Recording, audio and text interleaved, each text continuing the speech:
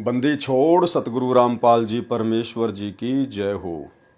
परम पिता परमात्मा सारी सृष्टि के रचनहार कुल मालिक असंख्य ब्रह्मांडों के स्वामी जगत गुरु तीनों लोकों में प्रवेश करके सबका धारण पोषण करने वाले राजाधिराज आत्माधार नाथों के नाथ देवों के देव महादेव सर्वेश्वर महेश्वर मृत्युंजय अजरो अमर आदि अनादि सनातनी प्रभु जगत पिता जगदीश्वर श्री श्री 1008 की उपाधि के वास्तविक अधिकारी अकाल मूर्त सौद स्वरूपी राम वासुदेव सर्वगतम ब्रह्म परम पूज्य प्रथम पूज्य परम संत परम पुरुष परम धनी परम दयालु सत्य कबीर हक्का कबीर अल्लाह अकबर बाखबर अल्लाह ताला जगत के तारणहार जगत के मुक्तिदाता जगत के जगन्नाथ हारे के सहारे हिंदुओं के राम मुसलमानों के अल्लाह सिखों के वाहिगुरु ईसाइयों के मसीह दया के सागर दयानिधि करुणा के सागर करुणानिधि स्वयंभू परिभू संकट मोचन कष्ट हरण मंगल करण दुख भंजन अविगत कबीर निर्विकार निर्विषम परमात्मा अलय अलेख सतगुरु आदि अनादि सतगुरु असली मर्यादा पुरुषोत्तम असली राम असली कृष्ण असली घनश्याम असली मुरारी राजाओं के राजा महाराजाओं के महाराजा शहंशाहों के शहंशाह सम्राटों के सम्राट भगवानों के भगवान अल्लाहों के अल्लाह प्रभुओं के प्रभु मसीहाओं के मसीह सच्चे वाहिगुरु बाबाओं के बाबा पीरों के पीर सेठों के सेठ जगत सेठ सावड़सा सेठ सर्वगुण संपन्न अनंत कोटि कलाओं के स्वामी अनंत कोटि ब्रह्मांडों के नायक योगियों में महायोगी ध्यानियों में महाध्यानी सिद्धों में परम सिद्ध ज्ञानियों में तत्वज्ञानी ब्रह्म ज्ञानी महाज्ञानी परम ज्ञानी सर्वश्रेष्ठ ज्ञानी विज्ञानी युवा कबीर समरथ कबीर असमवात अमित ओझा सच्चे रहनुमा करीम अल्लाह सुभान अल्लाह दुनिया के अंतिम पैगंबर 8 सितंबर 1951 से गांव धनाना जिला सोनीपत हरियाणा भारतवर्ष की पावन भूमि पे प्रकट रियल कल्कि भगवान श्री नारायण साकार हरि श्री बाबा साहेब स्वयंभू संत श्रोमणी सतगुरु रामपाल जी परमेश्वर जी के चरण कमल में साध संगति से देश विदेश से जुड़े हुए हम सभी सत्सेवक भाई बहनों का अनंत कोटि दंडवत प्रणाम। सत्साई भाई और बहनों, बहुत बड़ी दया बहुत बड़ी मेहर पूज्य गुरुवर सतगुरु रामपाल जी परमेश्वर जी की, जिनकी विशेष वीआईपी रजा के बिना इस कलयुग की बिचली पीढ़ी में साध संगति का मिलना नामुमकिन है, असंभव है। जिन पुण्यात्माओं के युगों युगों के जन्म जन्मांतरों के मजबूत भक्ति संस्कार होते हैं और वर्तमान में जिन आत्माओं के ऊपर गुरुदेव भगवान की वीआईपी छप्पर फाड़ रजा होती है, उन्हीं आत्माओं को कलयुग की बिचली पीढ़ी में साध संगतियाँ नसीब होती हैं। क्योंकि साध संगति सतगुरु रामपाल जी परमेश्वर जी की सत भक्ति का ट्रेनिंग सेंटर है। साध संगति से ही सतगुरु रामपाल जी अपनी आत्माओं को सतलोक के लिए ट्रेंड करेंगे, तैयार करेंगे। तो जिन आत्माओं को साध संगतियाँ नसीब हो चुकी हैं, उनका परम सौभाग्य। अब उनको चाहिए कि वो हर प्रकार से ज्ञान को आधार बनाकर अपने गुरुदेव भगवान के चरणों में समर्पित होकर साध संगतियों से जुड़े रहें और परमेश्वर को स्वतंत्र कर्मों का फायदा उठाते हुए और शुभ कर्म करते हुए प्रसन्न करने की दिशा में आगे बढ़ते रहें, ताकि गुरु आशीर्वाद से हमारी भक्ति निरंतर सफलता की ओर आगे बढ़ती रहे। भाई और बहनों, पुस्तक धरती पर अवतार के ऊपर वीडियो बनाने की श्रृंखला जारी है। इसी श्रृंखला में आज हमारा तीसरे नंबर का वीडियो है और हर वीडियो हमें कुछ न कुछ नई जानकारी देता है, हमें भक्ति मार्ग से संबंधित अनसुनी जानकारी देता है। और ये जानकारियाँ वर्तमान में नितांत आवश्यक हैं, क्योंकि ये तमाम प्रकार की जानकारियाँ जो इन वीडियोज़ के माध्यम से निकलकर हमारे सामने आती हैं, ये जानकारियाँ भक्ति मार्ग पर गुरुदेव भगवान के चरणों में हमारे विश्वास को दृढ़ करती हैं। और अपने गुरुदेव भगवान के चरणों में दृढ़ हुए बिना, दृढ़ता से भक्ति मार्ग पर लगे बिना हम सतलोक नहीं जा सकते, और सतलोक नहीं जा पाया तो हमारा सारा प्रयास व्यर्थ हो जाएगा। तो हमने हर प्रकार से कोई भी कमी इस भक्ति मार्ग पर अब बाकी नहीं रखनी है।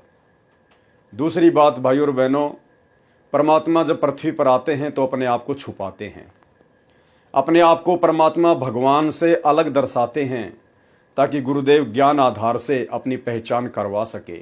और स्वयं कबीर परमेश्वर होने के बावजूद भी अपने आप को कबीर परमेश्वर ना कहकर अन्य अज्ञानी लोगों की उपेक्षा का पात्र होने से बचें। लेकिन अंततः उन्होंने हमें जो ज्ञान दे दिया होता है, जो तत्व ज्ञान, सृष्टि का सर्वश्रेष्ठ ज्ञान, उस ज्ञान को आधार बनाकर जिन जिन आत्माओं ने इस बात का निष्कर्ष निकाल लिया कि यदि इस अखिल सृष्टि में, अखिल ब्रह्मांड में यदि कोई एकमात्र रचनहार है, एकमात्र कोई परमेश्वर है, कबीर है, तो केवल मेरे गुरुदेव भगवान है। यदि इस बात की आपको दृढ़ता के साथ में जानकारी हो गई, पहचान हो गई, फिर आप जी भक्ति मार्ग पर बिल्कुल भी डगमग नहीं हो पाएंगे। क्योंकि जो आत्मा अपने गुरुदेव भगवान को पहचान लेती है, उन्हें परमात्मा के रूप में हृदय से स्वीकार कर लेती है, उस आत्मा के घट में, उसके हृदय कमल में साक्षात सतगुरुदेव भगवान शब्द रूप में विराजमान हो जाते हैं। उसके बाद तीनों लोकों में कोई भी उस आत्मा को भ्रमित नहीं कर सकता। और भाइयों और बहनों, ये तभी संभव होगा जब हम हर प्रकार से ज्ञान को आधार बनाकर सतगुरु की पहचान कर लेंगे।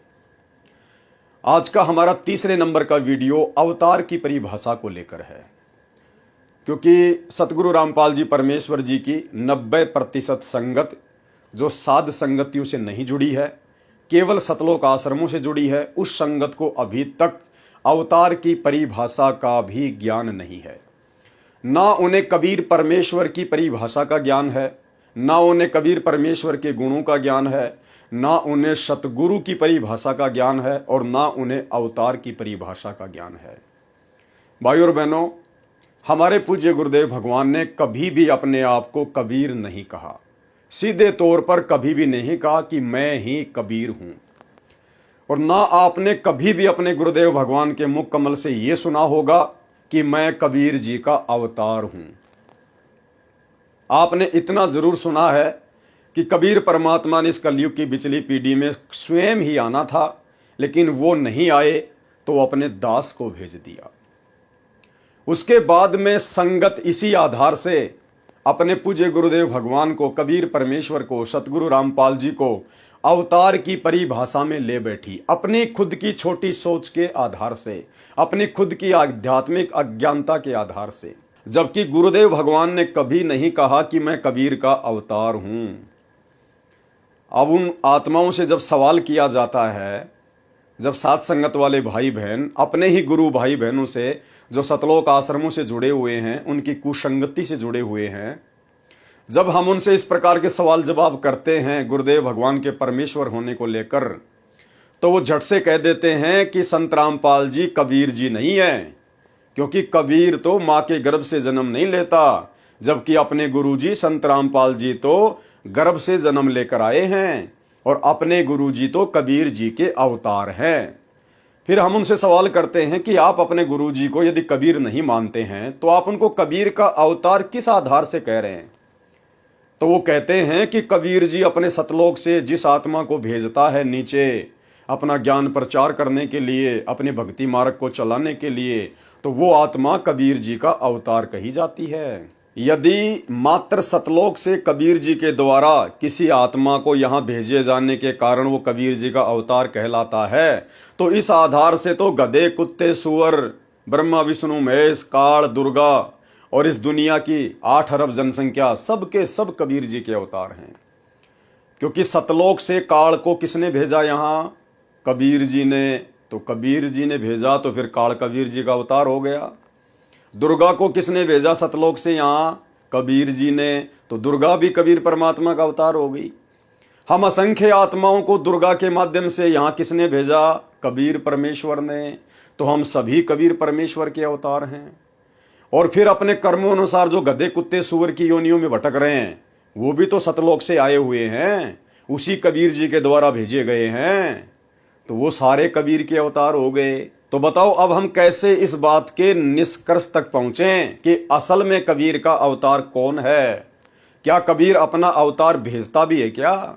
या खाली देखा देखी लोग कह रहे हैं कि संत रामपाल जी कबीर जी के अवतार हैं, कबीर जी के अवतार हैं? तो भाइयों और बहनों, पुस्तक धरती पर अवतार को लेकर आज हमारा जो तीसरे नंबर का वीडियो है, ये इसी कंसेप्ट को क्लियर करेगा कि वास्तव में संत रामपाल जी स्वयं कबीर परमात्मा हैं या कबीर जी के द्वारा भेजे गए कोई अवतार हैं। और जब तक ये कंसेप्ट क्लियर नहीं होगा, आप और हम भाई बहन चाहे लाख माला जप लें, हम भक्ति के आस पास भी नहीं हैं। क्योंकि सही प्रकार से भक्ति शुरू करने से पहले हमें अपने गुरुदेव भगवान की वास्तविक स्थिति का पूरा पूरा ज्ञान होना अति आवश्यक है। तो आज का वीडियो हमारे इसी कंसेप्ट को क्लियर करेगा। पुस्तक धरती पर अवतार का ये पेज नंबर 9 है, जहां पर सतगुरु रामपाल जी परमेश्वर जी ने काल ब्रह्म के अवतारों की जानकारी लिखी हुई है। ब्रह्म अर्थात काल के अवतारों की जानकारी। गीता अध्याय 4 का श्लोक 7 क्या कहता है? यदा यदा ही धर्मस्य ग्लानि भवति भारत अभ्युत्थानम अधर्मस्य तदा आत्मानं सृजामि अहम्। काल भगवान क्या कह रहा है? हे भारत यानी हे अर्जुन, जब जब धर्म की हानि और अधर्म की वृद्धि होती है तब तब ही मैं अपना अंश अवतार रचता हूं अर्थात उत्पन्न करता हूं। आगे तो कंसेप्ट क्लियर होगा ही होगा। समझदार व्यक्ति के लिए तो शुरुआत में ही कंसेप्ट क्लियर हो चुका है। अंश अवतार केवल ये काल, ये ब्रह्म उत्पन्न करता है। कबीर परमात्मा कोई अंश अवतार सर्जन नहीं करता है, क्योंकि कबीर परमात्मा समर्थ है। उन्हें किसी भी अपनी आत्मा को इस 21 ब्रह्मांड में भेजने की जरूरत नहीं पड़ती है। अनंत कोटि कलाओं का स्वामी उसी को कहा जाता है जो अपने सर्व कार्य करने में खुद ही समर्थ होता है। और परमात्मा ने सतलोक से किसी को भी अवतार रूप में, जब से ये सृष्टि रची गई है 21 ब्रह्मांड की, तब से लेकर वर्तमान समय तक कबीर परमेश्वर ने कभी भी अपनी किसी भी आत्मा को 21 ब्रह्मांड में हम जीव आत्माओं को काल की बंध से छुड़वाने के लिए नहीं भेजा है। ये परमात्मा स्वयं ही आता है। और गुरुदेव ने सृष्टि रचना में हमारी आंखें खोल दी हैं कि परमात्मा को 21 ब्रह्मांड में अपनी किसी भी आत्मा को सतलोक से अवतार रूप में यहां भेजने की आवश्यकता नहीं है, क्योंकि कबीर परमेश्वर का कार्य कोई भी आत्मा कर ही नहीं सकती।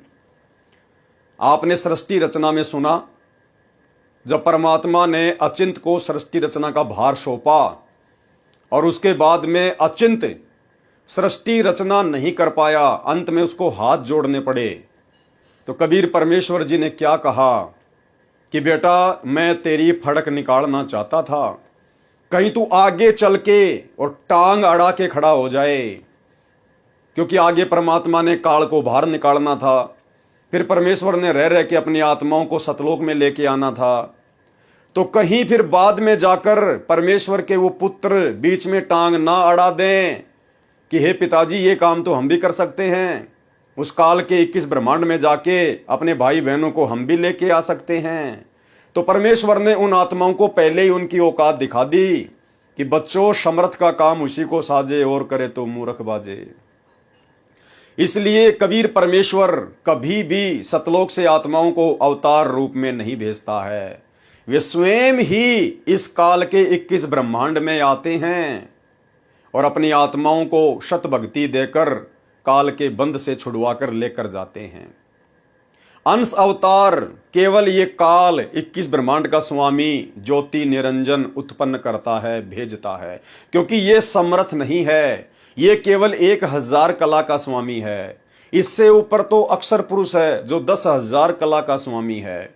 इसलिए काल अपने आप में समर्थ नहीं है, और काल सभी के समक्ष अपने वास्तविक रूप में भी प्रकट नहीं होता है। उसने सौगंध खा रखी है, इसलिए उसकी मजबूरी है वो स्वयं ना आकर अपने अंश अवतार सर्जन करता है। तो भाई और बहनों, इस बात को दिलो दिमाग से निकाल देना कि संत रामपाल जी कोई कबीर जी के द्वारा भेजे गए अवतार होंगे। आगे पूरा कंसेप्ट क्लियर होने वाला है, वीडियो को ध्यान से सुनते जाइए।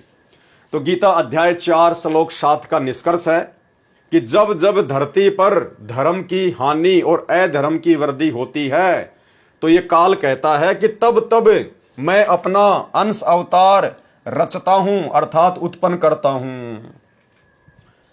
जैसे विष्णु के रूप में श्री रामचंद्र जी को भेज दिया, फिर द्वापर में श्री कृष्ण जी को भेज दिया। इस प्रकार से ये काल अपने अंश अवतार सृजन करता है। जैसे श्रीमद् भगवत गीता अध्याय 4 श्लोक 7 में गीता ज्ञानदाता ने कहा है कि जब जब धर्म में घृणा उत्पन्न होती है, धर्म की हानि होती है तथा अधर्म की वृद्धि होती है, तो मैं काल अर्थात ब्रह्म क्षर पुरुष अपने अंश अवतार अर्थात अपनी आत्माओं को सर्जन करता हूं अर्थात उत्पन्न करता हूं। जैसे श्री रामचंद्र जी तथा श्री कृष्ण चंद्र जी को काल ब्रह्म ने ही पृथ्वी पर उत्पन्न किया था, जो स्वयं श्री विष्णु जी ही माने जाते हैं। लेकिन आपको एक भी एग्जाम्पल सतयुग से लेकर वर्तमान कलयुग की पिछली पीढ़ी तक देखने को नहीं मिलेगा कि कबीर परमेश्वर ने कभी भी किसी भी युग में सतलोक से अपनी किसी आत्मा को अवतार रूप में भेजा हो। सतयुग में हम सब जानते हैं गुरुदेव भगवान ने तोते की तरह रटा दिया है कि सतयुग में खुद कबीर परमात्मा सत सुकृत ऋषि के नाम से प्रकट हुए थे। यानी सतयुग में उन्होंने अपना कोई अवतार नहीं भेजा, खुद कबीर परमात्मा ही धरती पर सशरीर प्रकट हुए थे और एक संत जैसी भूमिका किया करते थे। जैसे आज सतगुरु रामपाल जी के रूप में वो दुनिया को एक साधारण मनुष्य की भांति ज्ञान समझा रहे हैं, उसी प्रकार की लीला उन्होंने सतयुग में की। उसके बाद त्रेता युग में उस कबीर परमेश्वर ने किसी को भी अवतार रूप में नहीं भेजा, खुद ही मुनिंदर ऋषि का रूप धारण करके सशरीर पृथ्वी पर प्रकट हुए। उसके बाद द्वापर युग में उस कबीर परमेश्वर ने किसी को भी सतलोक से अपने अंश अवतार रूप में नहीं भेजा, वे स्वयं ही करुणामय ऋषि के नाम से सशरीर प्रकट हुए और अपना ज्ञान प्रचार किया। फिर कलयुग के प्रथम चरण में वही कबीर परमात्मा अपने वास्तविक वैदिक नाम कबीर नाम से और 1398 में काशी के लहर तारा तालाब में कमल के विकसित फूल पर शिशु रूप में प्रकट हुए और परमेश्वर ने अपना ज्ञान प्रचार किया। लेकिन दुनिया उनको नहीं समझ पाई कि ये कबीर परमात्मा है। उसके बाद लगभग 350 साल पहले आदरणीय गरीबदास जी के रूप में खुद ही कबीर परमात्मा धरती पर प्रकट हुए। अर्जुन सर्जुन के प्रकरण में आपकी आंखें खुल जानी चाहिए कि गरीबदास जी के रूप में जो प्रकट हुए थे छुडानी में, वो कौन थे? खुद कबीर परमात्मा थे। और आज वर्तमान में खुद सतगुरु रामपाल जी के रूप में वही कबीर परमात्मा धरती पर प्रकट है।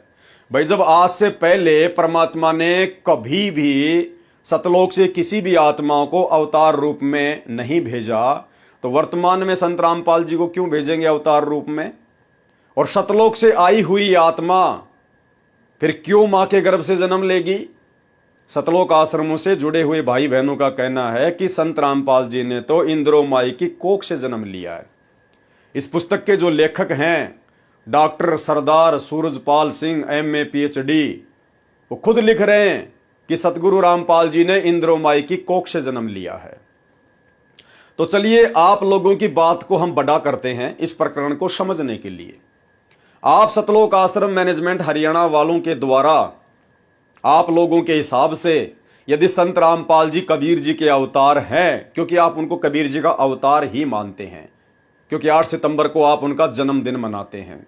अगर आप संत रामपाल जी को ही कबीर भगवान मान लिए होते तो जून के महीने में वो दाढ़ी मूंछ वाली कबीर जी के समझे जाने वाली नकली फोटो को भगवान मानकर उसका कबीर प्रकट दिवस कभी ना मनाते। लेकिन आप लोगों को भगवान लगती है वो मुर्दा फोटो, और जो जिंदा सतगुरु है वो आपको लगता है कबीर का अवतार। तो भाई और बहनों, आपके अनुसार यदि संत रामपाल जी कबीर जी के अवतार हैं, कबीर जी के द्वारा भेजी गई कोई आत्मा है, तो सबसे पहली बात तो ये कि सतलोक में जो आत्माएं हैं वो कौन आत्मा है? वे सभी आत्मा मोक्ष प्राप्त हैं। वे सभी आत्मा मोक्ष प्राप्त हैं।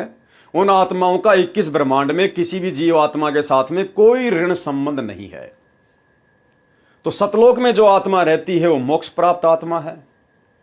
फिर वो मोक्ष प्राप्त आत्मा भला यहां पर किसी मां के गर्भ से जन्म लेकर क्यों उत्पन्न होगी? क्योंकि मां के गर्भ से जेर में लिपट कर तो वो जन्म लेगा जिसका उस मां के साथ में कोई पिछले जन्म जन्मांतरों का ऋण संबंध होगा, अन्यथा वो तो गर्भवास में आएगा ही नहीं। भाई, जब यहां के सारे ऋण ही समाप्त हो जाएंगे हमारे, हम लोग ऋण संबंध में तो बंधे हुए हैं, इसीलिए जन्मते हैं और मरते हैं। और गुरुदेव ने कह दिया, एक लेवा एक देवा दूतम, कोई किसी का पिता नहीं पुतम, ऋण संबंध जुड़े सब नाता, अंत समय सब 12 बाटा। तो एक दूसरे के ऋण संबंधों के कारण ही तो हम किसी के बाप बन रहे हैं, कोई किसी की मां बन रही है, कोई किसी की बेटी, कोई पत्नी, कोई जन्म ले रहा है, कोई मर रहा है।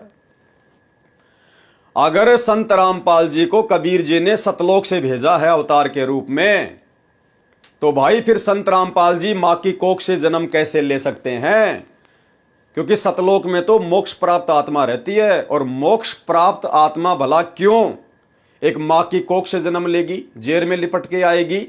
उसका कौन सा पिछला संस्कार है भाई? और यदि कोई पिछला संस्कार बाकी था तो फिर वो आत्मा सतलोक कैसे चली गई? फिर वो आत्मा सतलोक कैसे चली गई थी? क्योंकि बिना ऋण चुकाए तो कोई यहां से जा ही नहीं सकता। तो इस आधार से भी आप लोग बिल्कुल फेल हैं। आप भाई बहनों को अवतार की परिभाषा का भी ज्ञान नहीं है। आगे पूरा कंसेप्ट क्लियर होने वाला है। इनके अतिरिक्त 8 अवतार और कहे गए हैं, जो श्री विष्णु जी स्वयं नहीं आते, अपितु अपने लोक से अपने कृपा पात्र पवित्र आत्मा को भेजते हैं। वे भी अवतार ही कहलाते हैं। कहीं कहीं पर 25 अवतारों का भी उल्लेख पुराणों में आता है।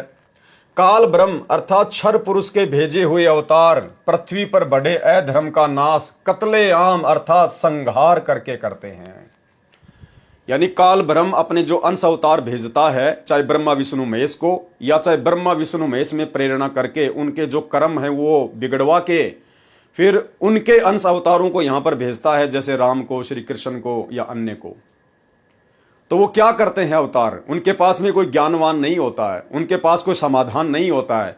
वो केवल अपना कर्म भोगने के लिए आते हैं और दुनिया में भगवान बन जाते हैं, अवतार बन जाते हैं। जैसे श्री रामचंद्र जी ने नारद जी के साथ में मजाक किया तो नारद जी ने उसको श्राप दे दिया। नारद जी के श्राप के कारण श्री रामचंद्र जी त्रेता युग में आए। त्रेता युग में उनके कर्म और बिगड़ गए। उन्होंने बाली को धोखे से मारा। फिर बाली ने कहा, महाराज इसका बदला कब दोगे? मैंने आपका क्या बिगाड़ा था? आपने तो अपने स्वार्थ के लिए मेरी हत्या की है धोखे से, ताकि मेरा भाई राजा बनने के बाद आपको सैन्य सहायता दे और आप अपनी औरत को लंकापति रावण से छुड़वा कर ला सकें। अन्यथा मेरा और आपका तो कोई झगड़ा ही नहीं था, तो इसका बदला कब दोगे? तो रामचंद्र जी ने कहा कि द्वापर युग में मैं श्री कृष्ण रूप में जन्म लूंगा, उस समय आपको बदला दूंगा। तो इनके पास कोई ज्ञान नहीं होता, इन अवतारों के पास में ना कोई समाधान होता है, और ये शांति स्थापना करने का प्रयास करते हैं, लड़ाई झगड़ा करके, मार काट करके। लेकिन गुरुदेव भगवान कहते हैं उनकी इस विधि से शांति की जगह और ज्यादा अशांति फैल जाती है। राम रावण युद्ध हुआ, कितने करोड़ों सैनिक मारे गए, उनकी औरतें विधवा हो गई, बच्चे यतीम हो गए। कैसे उन्होंने अपना जीवन निर्वाह किया होगा, कैसे दूसरे पुरुषों से उन्होंने अपनी इज्जत बचाई होगी। तो ये लोग कभी भी शांति स्थापना नहीं कर सकते। ऐसे द्वापर में श्री कृष्ण जी आए, शांति स्थापना के चक्कर में महाभारत का युद्ध करवा डाला, 12 करोड़ सैनिकों का नाश करवा दिया, 56 करोड़ यादवों का संहार करवा दिया। तो काल के जो अवतार होते हैं वो केवल मारकाट और लड़ाई झगड़े के द्वारा शांति स्थापना करने का प्रयास करते हैं, और असल में उनका मकसद कोई शांति स्थापना करना नहीं होता है। रामचंद्र जी का त्रेता युग में कोई मकसद शांति स्थापना करने का नहीं था, बाढ़ में गई शांति, उनको तो अपनी पत्नी सीता को छुड़वा के लेके आना था। तो इस प्रकार से भाई और बहनों परमात्मा हमें समझा रहे हैं।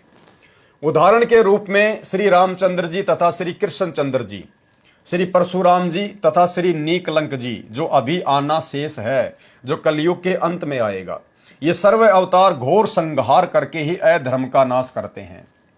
अधर्मियों को मारकर शांति स्थापित करने की चेष्टा करते हैं, कोशिश करते हैं, लेकिन सफल नहीं होते। परंतु शांति की अपेक्षा अशांति ही बढ़ती है। जैसे श्री रामचंद्र जी ने रावण को मारने के लिए युद्ध किया, युद्ध में करोड़ों पुरुष मारे गए, जिनमें धर्मी तथा अधर्मी दोनों ही मारे गए। फिर उनकी पत्नियां तथा छोटे छोटे बच्चे शेष रहे, उनका जीवन नरक बन गया। विधवाओं को अन्य व्यक्तियों ने अपनी हवस का शिकार बनाया, क्योंकि भाई सतगुरु रामपाल जी भगवान अंतर्यामी परमात्मा है, इनको हर एक पॉइंट का पता है, हर एक बात का पता है। विधवाओं को अन्य व्यक्तियों ने अपनी हवस का शिकार बनाया, तो बताओ शांति कहां हुई? निर्वाह की समस्या उत्पन्न हुई। आज आप जी अपने परिवार में अकेले कमाने वाले हैं और आपका 5 या 6 मेंबर का परिवार है और अचानक से उस परिवार की मुखिया की डेथ हो जाती है तो उस परिवार का निर्वाह कितना मुश्किल हो जाता है। तो राम रावण युद्ध में करोड़ों सैनिक मारे गए थे, महाभारत में कई करोड़ों सैनिक मारे गए थे। तो धरती पर शांति की जगह अशांति ज्यादा फैली, निर्वाह की समस्या उत्पन्न हुई, आदि आदि अनेकों अशांति के कारण खड़े हो गए। यही विधि श्री कृष्ण जी ने अपनाई थी, यही विधि श्री परशुराम जी ने अपनाई थी। इसी विधि से 10वां अवतार काल ब्रह्म क्षर पुरुष द्वारा उत्पन्न किया जाएगा। उसका नाम निकलंक होगा। वह कलयुग के अंतिम समय में उत्पन्न होगा, जो राजा हरिश्चंद्र वाली आत्मा होगी। संबल नगर में श्री विष्णु दत्त शर्मा के घर में जन्म लेगा। उस समय सर्व मानव अत्याचारी अन्यायी हो जाएंगे, यानी लाखों साल की बाद की बात है ये। उन सर्व को मारेगा। उस समय जिन जिन मनुष्यों में परमात्मा का डर होगा, और डर होगा किन में उस समय, आज से 2-3 लाख साल बाद में जब वो निकलंक आएगा, काल के द्वारा भेजा गया अवतार राजा दशरथ की आत्मा जो सतयुग में राजा था, वो मारेगा किनको, जो अत्याचारी होंगे, अन्यायी होंगे, अधर्मी होंगे। और जिन आत्माओं में जरा सी भी धार्मिकता बची होगी वो उनको हाथ भी नहीं लगाएगा। अब वो धार्मिक आत्मा कौन होंगी? वर्तमान में जो सतगुरु रामपाल जी परमेश्वर जी के भक्ति मार्ग में जो फिसल जाएंगी। इस कलयुग की पिछली पीढ़ी में परमात्मा जितने भी आत्माओं को अपनी शरण में लेंगे, वो आत्माएं जो पार नहीं हो पाई, किसी भी कारण से रह जाएंगी, फिर वो बार बार मनुष्य जन्म लेती रहेंगी, भक्ति करते रहेंगी, उनका भक्ति धन जुड़ता चला जाएगा। वही आत्माएं उस समय जिनमें थोड़ी बहुत धार्मिकता शेष होगी और जिनको वो निकलंक नाम का अवतार नहीं मारेगा, वो वही आत्मा होंगी। कुछ सदाचारी होंगे, उनको छोड़ दिया जाएगा, अन्य सभी को मार डालेगा। ये विधि है ब्रह्म काल पुरुष के अवतारों की अधर्म का नाश करने तथा शांति स्थापना करने की। तो काल भगवान के अवतारों की आपको विस्तृत जानकारी मिल गई है कि काल अपना अंश अवतार यहां भेजता है क्योंकि वो समर्थ नहीं है। अब हम बात करेंगे कबीर परमात्मा की, सत्य पुरुष की। क्या सत्य पुरुष भी अपना अवतार भेजता है? अगर अवतार भेजता है तो बात तो यहां पर अवतारों की चल रही है, तो जरूर परमात्मा लिखेंगे कि हां सत्य पुरुष भी अपना अवतार भेजता है। लेकिन गुरुदेव क्या कह रहे हैं? ये तो बड़े आश्चर्य की बात है आप सतलोक आश्रमों से जुड़े हुए भाई बहनों के लिए। आप तो अपने गुरुजी को कबीर जी की आत्मा मानते हो, कबीर जी का भेजा हुआ अवतार मानते हो, लेकिन गुरुजी ने तो मना कर दिया। यहां तो मना कर दिया गुरुजी ने कि कबीर जी कोई अवतार नहीं भेजता है। देखिए, परम अक्षर ब्रह्म अर्थात सत्य पुरुष के अवतारों की जानकारी। अब ये परम अक्षर ब्रह्म कौन है? ये कबीर परमात्मा है। सत्य पुरुष कौन है? ये कबीर परमात्मा है। तो परम अक्षर ब्रह्म अर्थात सत्य पुरुष के अवतारों की जानकारी। नंबर 1 ध्यान से पढ़ लेना भाइयों और बहनों। परम अक्षर ब्रह्म स्वयं पृथ्वी पर प्रकट होता है, वह शरीर आता है। कबीर परमात्मा कोई अवतार नहीं भेजता है, सतलोक से किसी आत्मा को नहीं भेजता है, क्योंकि एक आत्मा दूसरी आत्मा को 21 ब्रह्मांड से बाहर निकालने में सक्षम नहीं है। समर्थ का काम उसी को साजे और करे तो मूर्ख बाजे। इस प्रकरण में अवतारों की बात चल रही है। ऊपर गुरुदेव ने काल के अवतारों की जानकारी दे दी, वो कैसे भेजता है, वो क्या करते हैं। अब यहां समझदार को संकेत ही काफी है, जबकि यहां तो स्पष्ट लिख दिया गुरुदेव ने कि परम अक्षर ब्रह्म यानी कबीर परमात्मा, परम अक्षर ब्रह्म स्वयं पृथ्वी पर प्रकट होता है, वह शरीर आता है। किसी मां की कोख से जन्म लेके नहीं आता, किसी मां के गर्भ से जेर में लिपट के नहीं आता। जैसा कि आप सतलोक आश्रम वाले भाई बहन अपने गुरुदेव भगवान के विषय में कहते हो, आप लोगों को कहते हुए शर्म भी नहीं आती कि संत रामपाल जी का जन्म हुआ है। अरे संत रामपाल जी तो अपने आप को छुपाते हुए लाख बार कहेंगे कि मेरा तो जन्म हुआ है, मेरी माता का नाम इंद्रोमाई है, मेरे पिता का नाम भगत नंदराम है। वो लाख बार कहेंगे, वो कह सकते हैं अपने आप को छुपाते हुए। लेकिन हम भक्तों को क्या अधिकार है ये कहने का कि हमारे गुरुजी ने इंद्रोमाई की कोख से जन्म लिया है? वो भगत नहीं है फिर। अभी वो भगत बना नहीं है, उसको सतगुरु के तत्व ज्ञान की अभी छींट भी नहीं है। परम अक्षर ब्रह्म स्वयं पृथ्वी पर प्रकट होता है, जैसा कि आज पृथ्वी पर प्रकट हो चुके हैं। सह शरीर 8 सितंबर 1951 को गांव धनाना, जिला सोनीपत, हरियाणा में परम अक्षर ब्रह्म स्वयं पृथ्वी पर प्रकट होता है। वह सह शरीर आता है, किसी मां के गर्भ से जन्म लेके नहीं आता, और सह शरीर लौट जाता है, सह शरीर ही लौट जाता है। आज तक परमात्मा, क्योंकि हमें तो सतयुग से लेकर वर्तमान समय का ही पता है, सतयुग से लेकर वर्तमान समय तक बता दीजिए कबीर परमात्मा कब चिता पर लेट के गए, बता दीजिए। सतयुग में परमात्मा आए, सह शरीर आए, सह शरीर गए। त्रेता में परमात्मा आए, सह शरीर आए, सह शरीर गए। द्वापर में परमात्मा आए, सह शरीर आए, सह शरीर गए। कलयुग के प्रथम चरण में आए, सह शरीर आए, सह शरीर गए। गरीबदास जी के रूप में आए, सह शरीर आए, और अंत में सह शरीर ही गए। ग्रंथ साहिब की भूमिका में लिखा है, जब उनकी अस्थियां वगैरह इकट्ठी करने गए तो अस्थियां नहीं मिली। बाद में उनको बड़ा दुख हुआ कि ये तो परमात्मा थे, स्वयंभू थे, इनका तो तेज पुंज का शरीर था। और छुड़ानी में परमेश्वर ने वो लीला की शरीर छोड़ने की। उसके बाद उसी रूप में, उसी उम्र में 35 साल तक सहारनपुर में रहे, वहां जाके परमात्मा प्रकट हो गए। तो सह शरीर आए और सह शरीर ही गए। सतगुरु रामपाल जी भगवान भी, ये कबीर परमेश्वर भी वर्तमान में सह शरीर ही आए हैं। आज भले ही हम भक्तों को यकीन ना हो, हम दुनिया की बात नहीं करेंगे, दुनिया के इतने मजबूत संस्कार नहीं हैं कि पहली बात तो वो संत रामपाल जी के शरण में आ जाए और शरण में आने के बाद इन चीजों को समझ सके। इन गूढ़ रहस्यों को समझने की दया तो परमेश्वर के युगों युगों के माल के ऊपर होती है। बाकी तो खुद के भाई बहन ही मजाक उड़ाएंगे, इन बातों को अपने भेजे में वो पचा नहीं पाएंगे। और यही कारण है आज 90% संगत स्वयं सतगुरु रामपाल जी परमेश्वर जी की इनको कबीर जी का अवतार ही मानती है, इनको कबीर नहीं मानती है। तो परमेश्वर आज भी सह शरीर आए हैं और सह शरीर ही जाएंगे। वह सह शरीर आता है, सह शरीर लौट जाता है। यह लीला वह परमेश्वर 2 प्रकार से करता है। यानी 1 नंबर, प्रत्येक युग में शिशु रूप में किसी सरोवर में कमल के फूल पर वन में प्रकट होता है। वहां से निसंतान दंपत्ति उसे उठा ले जाते हैं, फिर लीला करता हुआ बड़ा होता है तथा आध्यात्मिक ज्ञान प्रचार करके अधर्म का नाश करता है। सरोवर के जल में कमल के फूल पर अवतरित होने के कारण परमेश्वर नारायण कहलाता है। नार यानी जल, आयन मानी आने वाला, अर्थात जल पर निवास करने वाला नारायण कहलाता है। नंबर 2, दूसरी विधि क्या है?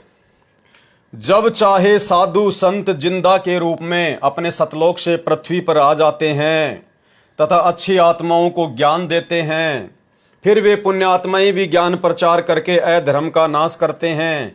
वे भी परमेश्वर के भेजे हुए अवतार होते हैं। तो ये 2 स्थिति हो गई परमात्मा के आने की, और परमात्मा ने 2 ही स्थितियों का वर्णन किया है।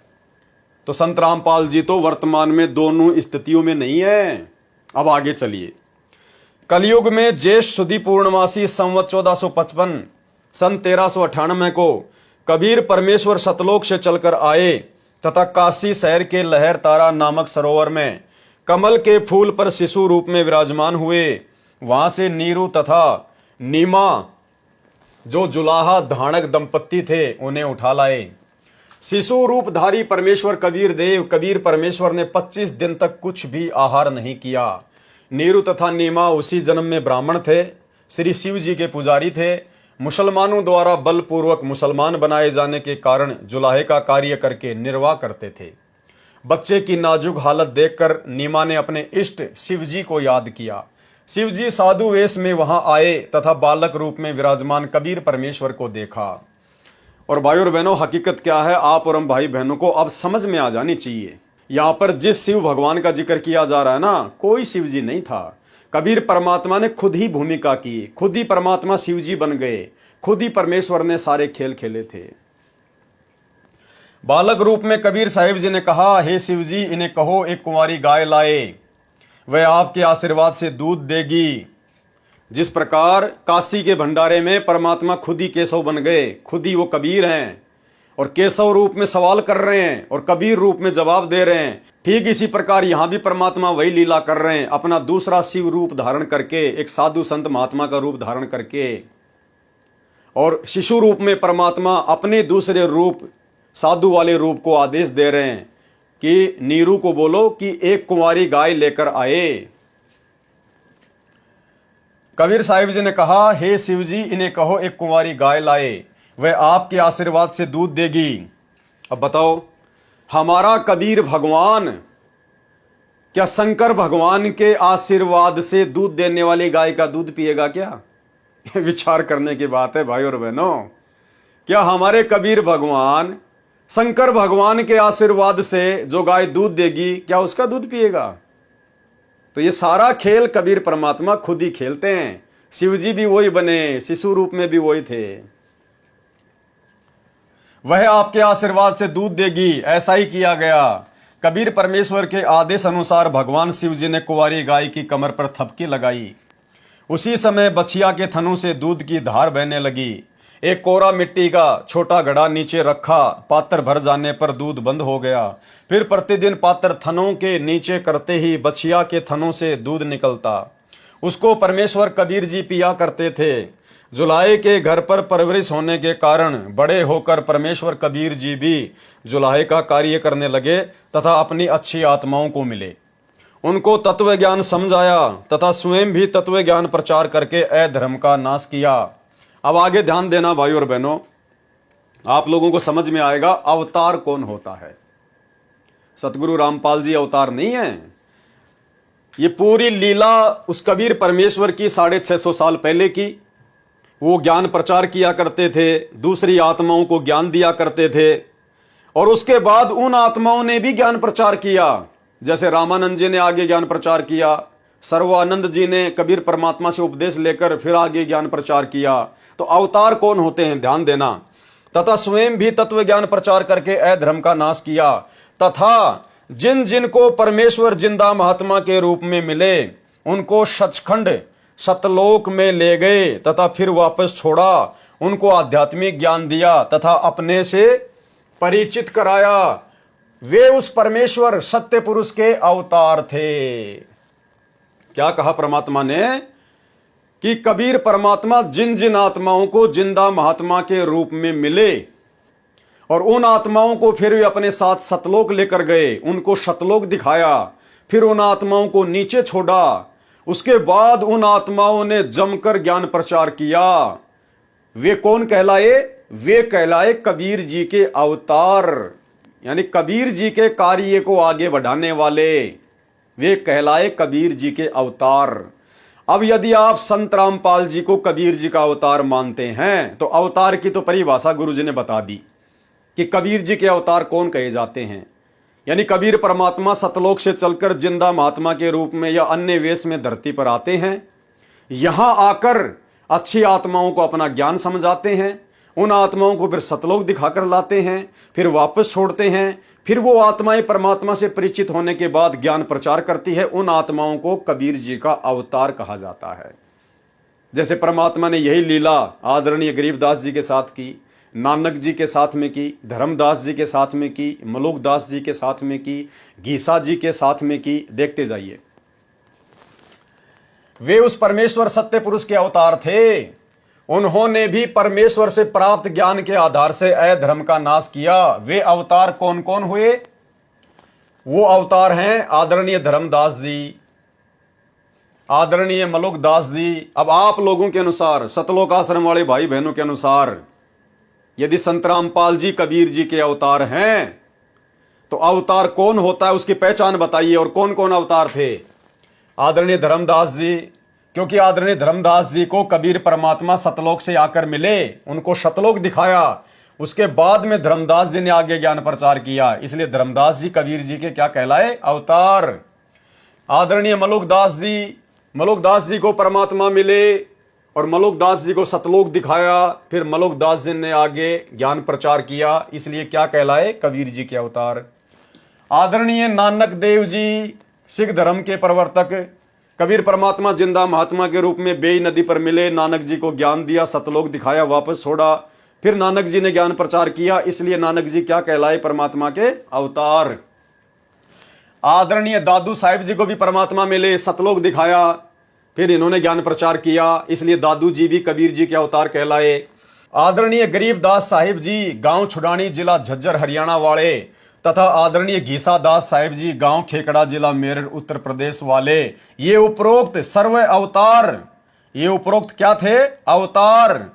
किसके? परम अक्षर ब्रह्म सत्य पुरुष के थे। ये सभी आत्माएं कबीर जी के अवतार थे। तो अवतार की क्या पहचान बताई परमात्मा ने? ध्यान से सुनना भाई और बहनों, यही कंसेप्ट क्लियर हो जाएगा। अवतार कौन होते हैं? अवतार कौन कहलाते हैं? क्या परिभाषा बताई? कबीर परमात्मा सतलोक से सशरीर आकर जिंदा महात्मा के रूप में या साधु महात्मा के रूप में, या जैसे परमात्मा शिशु रूप में आए 650 साल पहले, बड़े होकर जिन जिन आत्माओं को ज्ञान दिया, फिर उन आत्माओं को परमात्मा ने सतलोक दिखाया, उनको सचखंड लेकर गए, फिर उनको नीचे छोड़ा, और फिर जिन जिन आत्माओं ने आगे कबीर जी का ज्ञान प्रचार किया, वो क्या कहलाए? कबीर जी के अवतार। ये अवतार की परिभाषा गुरु जी ने बता दी, मैं अपनी तरफ से नहीं बता रहा, सतगुरु रामपाल जी भगवान ने लिखी है। अब अगर इस आधार से कबीर जी के अवतार कहे जाते हैं, तो भाई संत रामपाल जी तो फिर कबीर के अवतार हो ही नहीं सकते। आप लोग जो अपने गुरु जी को कबीर जी का अवतार कहते हो, इनका अवतरण दिवस मनाते हो, जन्मदिन मनाते हो, तो इस परिभाषा के अनुसार तो संत रामपाल जी कबीर जी के अवतार नहीं है, क्योंकि सतगुरु रामपाल जी को कबीर परमात्मा कब आके मिले? कबीर परमात्मा कब आके मिले? अब आप सब एक ही बात कहोगे कि मार्च 1997 में आके मिले। कब मिले? मार्च 1997 में। एक छोटा सा सत्संग गुरु जी का सुन लीजिए 1 मिनट का, कि कबीर परमात्मा उनको कब आके मिले। सुनिए। अब देखिएगा सन 1997 के लिए कैसे आपको यकीन होगा, देखना। दास ने एक पुस्तक लिखी है दात्मी ज्ञान गंगा, और जो आपके कर कमलों में है, इसमें एक लेख है 538 पृष्ठ पे, यथार्थ कबीर पंथ परिचय नामक एक विषय है, और इसमें यहाँ लिखा है, मुझ दास यानी रामपाल दास को परमेश्वर कबीर साहिब जी संवत 2054 फाल्गुन मास शुक्ल पक्ष एकम मार्च 1997 को दिन के 10 बजे मिले थे, तथा सार शब्द की वास्तविकता और संगत को दान करने का सही समय संकेत देकर अंतर्ध्यान हो गए थे, और इसको यानी मुझे परमात्मा मिले थे, इसको अगले आदेश तक रहस्य युक्त रखने का आदेश दिया था। और फिर परमात्मा ने एक और अनमोल खजाना अभी 10 दिन के अंदर अंदर हमें दिया है। तो भाई और बहनों, क्लियर हो गया कि संत रामपाल जी को कबीर परमात्मा जिंदा महात्मा के रूप में कब आकर मिले? मार्च 1997 में। और अवतार की परिभाषा क्या है कि जब कबीर परमात्मा आके किसी को मिलता है, उसके बाद सीधा उसे सतलोक लेकर जाता है, उसके बाद उसको नीचे छोड़ता है, फिर आगे वो ज्ञान प्रचार करता है। जबकि संत रामपाल जी तो कबीर जी के मिलने से और 5-7 साल पहले से ज्ञान प्रचार कर रहे हैं। तो ये क्या माजरा भाई? अरे कबीर जी तो मिले मार्च 1997 में, और कबीर जी के मिलने के बाद में उनका ज्ञान प्रचार किया सभी अवतारों ने, क्योंकि उससे पहले तो उनको ज्ञान होता ही नहीं है। अरे भगवान सतलोक से आएगा तभी तो ज्ञान देगा, और फिर सतलोक दिखाएगा, तभी तो उन आत्माओं को विश्वास होगा। जब आंखों देख लेंगी सतलोक, तभी तो वो परमात्मा के अवतार कहलाए। तो संत रामपाल जी तो कबीर भगवान के मिलने से पहले ही ज्ञान प्रचार कर रहे हैं। तो बताइए फिर वो ज्ञान तो झूठा हो गया, वो तो गलत ज्ञान हो गया, क्योंकि कबीर भगवान के मिले बिना संत रामपाल जी 1994 से ज्ञान प्रचार कर रहे हैं। क्योंकि कबीर जी तो मिले संत रामपाल जी को मार्च 1997 में, और संत रामपाल जी ने तो 1993 में ही सत्संग करना शुरू कर दिया, सतलोक का ज्ञान बताना शुरू कर दिया। बताइए, 1994 में संत रामपाल जी ने नाम दीक्षा देनी शुरू कर दी, सतनाम का मंत्र देना शुरू कर दिया, तो इसका मतलब 1997 से पहले संत रामपाल जी जो ज्ञान दिया करते थे वो सही ज्ञान नहीं हो सकता, क्योंकि सही ज्ञान तो परमात्मा आके बताएगा ना, उसके बाद ही आत्मा आगे ज्ञान प्रचार करेगी, जैसे कि बाकी सभी आत्माओं ने किया। तो फिर संत रामपाल जी 1997 से पहले कौन से सतलोक का ज्ञान दे रहे थे? इसका मतलब वो तो गलत ज्ञान है मेरे भाई। लेकिन वो ज्ञान तो बिल्कुल सत्य है। अगर उनके आगे के ज्ञान से उनके पिछले ज्ञान को मेल किया जाए तो बिल्कुल ओके है, परफेक्ट है। तो ये क्या माजरा भाई, ये कौन सी कैटेगरी के अवतार हैं फिर? और जिन जिन आत्माओं को परमात्मा ने अवतार घोषित किया है उन सबको सतलोक दिखाया, क्योंकि सतलोक देखे बिना आत्मा विश्वास नहीं कर सकती। तो बताओ, संत रामपाल जी को तो कबीर जी कभी सतलोक लेकर ही नहीं गए। अरे मार्च 1997 में मिले तब भी सतलोक लेके नहीं गए। तो बताओ भाई और बहनों, फिर बिना सतलोक को देखे संत रामपाल जी कैसे आगे लोगों को इतने विश्वास के साथ में बता सकते हैं? और सतलोक को देखे बिना तो कोई परमात्मा को जान ही नहीं सकता, पहचान ही नहीं सकता, क्योंकि परमात्मा खुद कहते हैं कि जो देखेगा मेरे देश को सो जानत है मुझ, जो देखेगा मेरे देश को सो जानत है मुझ। तो भाई धर्मदास जी ने, मलुकदास जी ने, नानक जी ने, गीसा जी ने, इन सब ने तो सतलोक देखा था, उसके बाद में आगे ज्ञान प्रचार किया, और कबीर जी से ज्ञान लेने के बाद में ज्ञान प्रचार किया। जबकि यहां संत रामपाल जी को ना तो कबीर जी सतलोक लेकर गए, ना तो संत रामपाल जी को सतलोक दिखाया, और ना कबीर जी ने संत रामपाल जी को ज्ञान दिया। अरे वो तो मात्र 5-10 मिनट के लिए मिले थे, जैसा गुरु जी कहते हैं कि मार्च 1997 में थोड़े समय के लिए मिले और अंतर ध्यान हो गए। तो बताओ भाई और बहनों, फिर ये कौन सी कैटेगरी के अवतार हैं? तो अब तो कम से कम आपकी आंखें खुल जानी चाहिए। अरे ये स्वयं कबीर भगवान है, इनको भला कौन सतलोक दिखा देगा? ये दुनिया को जिंदा बाबा के रूप में सतलोक दिखाकर लेकर आते हैं। इन्हें भला कौन सतलोक दिखा देगा? इन्हें भला कौन ज्ञान दे देगा? जो जगत गुरु हैं। जगत गुरु पूरी सृष्टि में एक ही होता है, 2 नहीं होते, 4 नहीं होते। और जगत गुरु केवल खुद कबीर भगवान है। क्या कहते हैं परमात्मा अपने विषय में कि जाति हमारी जगत गुरु। ये कबीर परमात्मा की जाति है जगत गुरु।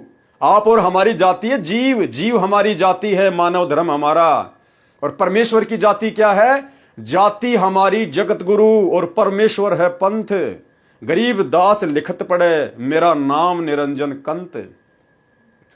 तो इस जिंदा महात्मा को, इस सतलोक के राजा को भला कौन सतलोक दिखा देगा? ये तो दुनिया को सतलोक दिखाकर वापस लाते हैं, छोड़ते हैं, अपने गवाह बनाते हैं। तो ये स्वयं कबीर परमात्मा है। अन्यथा अवतार की परिभाषा गुरु जी ने धर्मदास जी, नानक जी, मलुकदास जी, गीसादास जी आदि को माध्यम बनाकर बता दी है कि अवतार तो वो होता है जिसको 2 कोड़ी का ज्ञान नहीं होता और मां के गर्भ से जेर में लिपट के आता है, जीव जूनी का प्राणी होता है, और उसको परमात्मा आके ज्ञान देता है और फिर उसको सतलोक दिखा के लाता है, तब उसको विश्वास होता है। वो फिर आगे परमात्मा का ज्ञान प्रचार करते हैं, उनको कहते हैं अवतार। तो बताइए इनको कब ज्ञान दिया कबीर परमात्मा ने? कबीर परमात्मा मिले 1997 में, जबकि संत रामपाल जी तो वही ज्ञान जो उन अवतारों को भी नहीं था। नानक जी को भी वो ज्ञान नहीं था, धर्मदास जी को भी वो ज्ञान नहीं था, मलुकदास, दादू जी, इन सबको वो ज्ञान नहीं था। जो ज्ञान संत रामपाल जी को कबीर परमात्मा मिले उससे 4 साल पहले से दुनिया को दे रहे हैं। तो कहां से ज्ञान आ गया इनके पास भाई? क्योंकि ये खुद कबीर भगवान है, खुद कबीर परमात्मा है। तो भाई और बहनों, आप और हमने हर प्रकार से, हर पहलू पर गहनता से चिंतन मनन करना है। ये परमात्मा ने गहरे गहरे संकेत, ये इशारे इन पुस्तकों में, अपने सत्संगों में छुपाए हुए हैं, और इसीलिए परमात्मा ने अपने उन छुपे हुए गहरे गहरे रहस्यों को उजागर करवाने के लिए साध संगतियां शुरू करवाई है। और सतगुरु रामपाल जी भगवान की विशेष प्रेरणा के बिना, उनकी विशेष रजा के बिना इन पुस्तकों में से इन संकेतों को कोई निकाल नहीं सकता। जिस प्रकार गुरुदेव कहते हैं ना कि गीता, वेद, कुरान, पुराण, बाइबल, इनमें से परमात्मा की विशेष रजा के बिना कोई रहस्यों को निकाल नहीं सकता। तो अपने आप को छुपाते हुए स्वयं सतगुरु रामपाल जी भगवान ने उन शास्त्रों का रहस्य निकाल के दिया। ठीक इसी प्रकार सतगुरु रामपाल जी की पुस्तकों में, सत्संगों में जो गूढ़ गूढ़ रहस्य हैं, उनकी विशेष रजा के बिना कोई भगत निकाल नहीं सकता। हम भाई बहन इन पुस्तकों को ना जाने कब से पढ़ते आ रहे हैं। आज परमात्मा ने दया बख्शी है अपना आशीर्वाद देकर, जो हम इन गूढ़ रहस्यों को निकाल पा रहे हैं, समझ पा रहे हैं। तो क्या कहा परमात्मा ने? आदरणीय गीसादास साहिब जी, गांव खेकड़ा, जिला मेरठ, उत्तर प्रदेश वाले, ये उपरोक्त सर्व अवतार परम अक्षर ब्रह्म सत्य पुरुष के थे। अपना कार्य करके चले गए, अधर्म का नाश किया, जिस कारण से जनता में बहुत समय तक बुराई नहीं समाई। वर्तमान में संतों की कमी नहीं, परंतु शांति का नाम नहीं। कारण यह है कि इन संतों की साधना शास्त्रों के विरुद्ध है, जिस कारण से समाज में अधर्म बढ़ता जा रहा है। इन पंथों और संतों को सैकड़ों वर्ष हो गए ज्ञान प्रचार करते हुए, परंतु अधर्म बढ़ता ही जा रहा है। अब आगे देखिए भाइयों और बहनों, सत्य पुरुष का वर्तमान अवतार। सत्य पुरुष कौन? कबीर परमात्मा। वर्तमान में कबीर परमात्मा का अवतार कौन है, कहां है, कैसा है? वर्तमान यानी वर्तमान पिछली पीढ़ी का समय, जो हम बात कर रहे हैं वर्तमान में, लाइव आ रहे हैं, वीडियो देख रहे हैं, इस समय की बात हो रही है। सत्य पुरुष का वर्तमान अवतार। अवतार की परिभाषा आपने ऊपर देख ली है, पढ़ ली है कि अवतार कौन होते हैं, कैसे होते हैं और अवतार कैसे बनते हैं। जो सत्य साधना तथा तत्व ज्ञान का प्रचार परमेश्वर के पूर्वोक्त परमेश्वर के अवतार संत किया करते थे, जैसे धर्मदास जी, नानक जी, दादू जी, घीसा जी, जिससे आपसी प्रेम था, एक दूसरे के दुख में दुखी होते थे, असहाय व्यक्ति की मदद करते थे, वही शास्त्र विधि अनुसार साधना तथा वही आध्यात्मिक यथार्थ ज्ञान संत रामपाल दास जी महाराज को परमेश्वर कबीर साहिब जी ने प्रदान किया। लेखक क्या कह रहा है? डॉक्टर सूरज पाल सरदार MA PhD, धरती पर अवतार पुस्तक का लेखक, फिर अपनी अज्ञानता को झोंक दिया और संत रामपाल जी को फिर से क्या साबित कर दिया? कबीर जी का भेजा गया अवतार। ध्यान से पढ़िए, वही शास्त्र विधि अनुसार साधना तथा वही आध्यात्मिक यथार्थ ज्ञान संत रामपाल दास जी महाराज को परमेश्वर कबीर साहिब जी ने प्रदान किया है। कब किया? मार्च 1997 को फाल्गुन मास की शुक्ल प्रथमा को दिन के 10 बजे जिंदा महात्मा के रूप में सतलोक से आकर संत रामपाल दास जी महाराज को सतनाम तथा सारनाम दान करने का आदेश देकर अंतर्ध्यान हो गए। अब भाइयों और बहनों, लेखक समझ नहीं पाया पूरे मैटर को, यह समझ नहीं पाया। पहले तो परमात्मा ने इसी के हाथों से अवतार की परिभाषा लिखवा दी जो सत्य है। आगे चल के इसने संत रामपाल जी को कबीर जी का अवतार लिख दिया, घोषित कर दिया, लेकिन अवतार की परिभाषा भूल गए कि अवतार की परिभाषा मैंने क्या लिखी थी। अब ये वीडियो तो हमने देख लिया कि मार्च 1997 में दिन के 10 बजे जिंदा महात्मा के रूप में सतलोक से आकर संत रामपाल दास जी महाराज को सतनाम तथा सारनाम दान करने का आदेश देकर अंतर्ध्यान हो गए। अगर 1997 में ही कबीर जी ने संत रामपाल जी को सतनाम मंत्र देने का आदेश देकर यदि अंतर्ध्यान हुए, तो संत रामपाल जी तो भाई 1997 से पहले हजारों आत्माओं को सतनाम मंत्र दे चुके थे। अरे 1994 से नाम दीक्षा दे रहे हैं संत रामपाल जी, और हजारों को संत रामपाल जी ने सतनाम की दीक्षा दे दी थी। आप लोगों के अनुसार कबीर परमात्मा के मार्च 1997 में मिलने से पहले। तो बताओ, आप लिख रहे हो कि आदेश तो हुआ सतनाम देने का 1997 में, तो क्या संत रामपाल जी मनमुखी रूप से ही 1994 से नाम दीक्षा दे रहे थे, सतनाम दे रहे थे? भाइयों और बहनों, यही गूढ़ ज्ञान है, यही संकेत हैं, और जानबूझकर परमात्मा ने ये संकेत छोड़े हैं, वरना आज आप और हम उनको पहचान नहीं पाते कि ये खुद ही कबीर भगवान है। अगर मार्च 1997 में संत रामपाल जी को सतनाम देने का आदेश हुआ है, तो 1994 से 97 के बीच में हजारों को संत रामपाल जी ने सतनाम की दीक्षा दी है। आज भी जिंदा हैं वो। वो भगत आज भी जिंदा हैं जिन्होंने मार्च 1997 से पहले सतनाम की दीक्षा ली है। तो बताइए फिर संत रामपाल जी को 97 से पहले किसने आदेश दिया? क्योंकि ये खुद ही कबीर भगवान है, खुद ही कबीर परमात्मा है। भाई और बहनों, यही संकेत है, हमने इसी से समझना पड़ेगा। और मार्च 1997 में कोई कबीर जी सतलोक से आके संत रामपाल जी को नहीं मिले थे। अगर है कोई प्रूफ, है कोई एफिडेविट तो बता दीजिए। अरे संत रामपाल जी तो बिना सबूत के कोई बात करते ही नहीं है, उनकी खासियत है। अगर मार्च 1997 में उनको सतलोक से आकर कबीर भगवान मिले थे तो कोई प्रमाण है इसका, कोई सबूत है इसका? अरे खुद कबीर भगवान किसको मिलेगा? और खुद को चाहे 72 बार मिले, उनकी मौज उनकी मर्जी। जैसे काशी के भंडारे में खुद ही केशव बंजारा बन के आ गया, दूसरा रूप बना के आ गया परमात्मा। तो इसी प्रकार इनकी मौज परमात्मा की। ये तो खुद ही कबीर परमात्मा है, इनको भला दूसरा परमात्मा कौन आके मिलेगा? क्या दो दो परमात्मा होते हैं सृष्टि में? तो ये सारे संकेत हैं भाई और बहनों, संकेत। गुरुदेव अपने आप को छुपाते हुए, अपना ज्ञान प्रचार करने के लिए, अपने आप को परमात्मा से भिन्न दर्शाते हुए इस प्रकार की बातें लिख रहे हैं। लेकिन हमने उनके तत्व ज्ञान को आधार बनाकर अपने परमेश्वर की, अपने गुरुदेव भगवान की वास्तविक स्थिति को पहचानना पड़ेगा। दिन के 10 बजे जिंदा महात्मा के रूप में सतलोक से आकर संत रामपाल दास जी महाराज को सतनाम तथा सारनाम दान करने का आदेश देकर अंतर ध्यान हो गए। अब भाई और बहनों, दास ने पहले भी कहा था कि जब तक कोई भगत अपने गुरुजी के आशीर्वाद से अपने गुरुजी की ही वास्तविक स्थिति से परिचित नहीं होगा, जब तक उस भगत का ये कंसेप्ट क्लियर नहीं होगा कि उसके गुरुजी कबीर जी है या कबीर जी के द्वारा भेजे गए कोई संत हैं, तब तक वो भगत गलतियां ही गलतियां करेगा। और ये लेखक गलतियां कर रहा है। पीछे तो लिख रहा है कि सत्य पुरुष के अवतारों की जानकारी, कि सत्य पुरुष पूर्ण ब्रह्म परमात्मा परम अक्षर ब्रह्म खुद ही सतलोक से सशरीर प्रकट होता है। और यहां लिख रहा है कि संत रामपाल जी को कबीर जी ने भेजा था, उनको आके ज्ञान दिया था। और आगे इसी लेखक के हाथों से आपको लिखा हुआ दिखाएंगे कि संत रामपाल जी के रूप में कबीर जी खुद ही धरती पे प्रकट हैं। इस भाई का कोई सिर पैर ही नहीं है, सिर पैर ही। लेकिन हमने अपनी मतलब की चीजें निकाल लेनी है।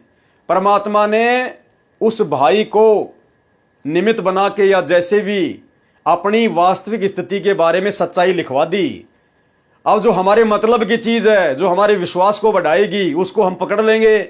और बाकी चीजें जो हमारे गुरुजी को परमात्मा साबित ना करे, वो लेखक की अपनी छोटी सोच है, उनको हम छोड़ देंगे।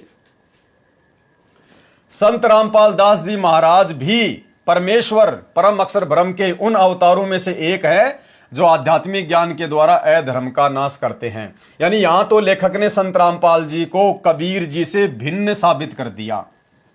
क्या कह रहे हैं? संत रामपाल दास जी भी परमेश्वर परम अक्षर ब्रह्म के उन अवतारों में से एक हैं। यानी जैसे धर्मदास जी थे, मलुक दास जी थे, गीसा दास जी थे, यानी उन अवतारों की तरह एक अवतार है, एक जीव है। उन अवतारों में से एक हैं जो आध्यात्मिक ज्ञान के द्वारा अधर्म का नाश करते हैं। अब विश्व में शांति होगी, सर्वधर्म तथा पंथों के व्यक्ति एक होकर आपस में प्रेम से रहेंगे।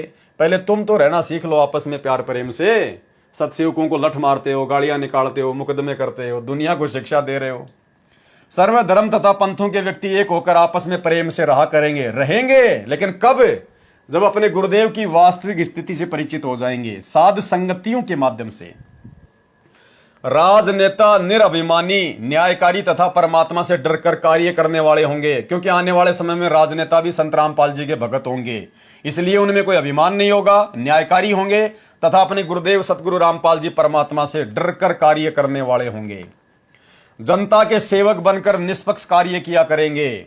धरती पर पुनः सतयुग जैसी स्थिति होगी। वर्तमान में धरती पर वह अवतार संत रामपाल दास जी हैं। अब घर घर में परमेश्वर के ज्ञान की चर्चा होगी। तुम लोग कहां ज्ञान की चर्चा करने दे रहे हो? हम साथ संगत वाले भाई बहन साथ संगतियां रखवाते हैं, मालिक की चर्चा करते हैं, तुम लोग लड़ाई करते हो, झगड़ा करते हो और बात कर रहे हो घर घर में ज्ञान प्रचार की। तो होगी चर्चा घर घर में, लेकिन कब? जब सारी संगत साथ संगतियों से जुड़ जाएगी, अपने गुरुजी के बारे में जान जाएगी, जब मैनेजमेंट की कुसंगति से बाहर निकल जाएगी, उसके बाद। जहां गांव व शहरों में तथा पार्कों में बैठकर ताश खेलते हैं।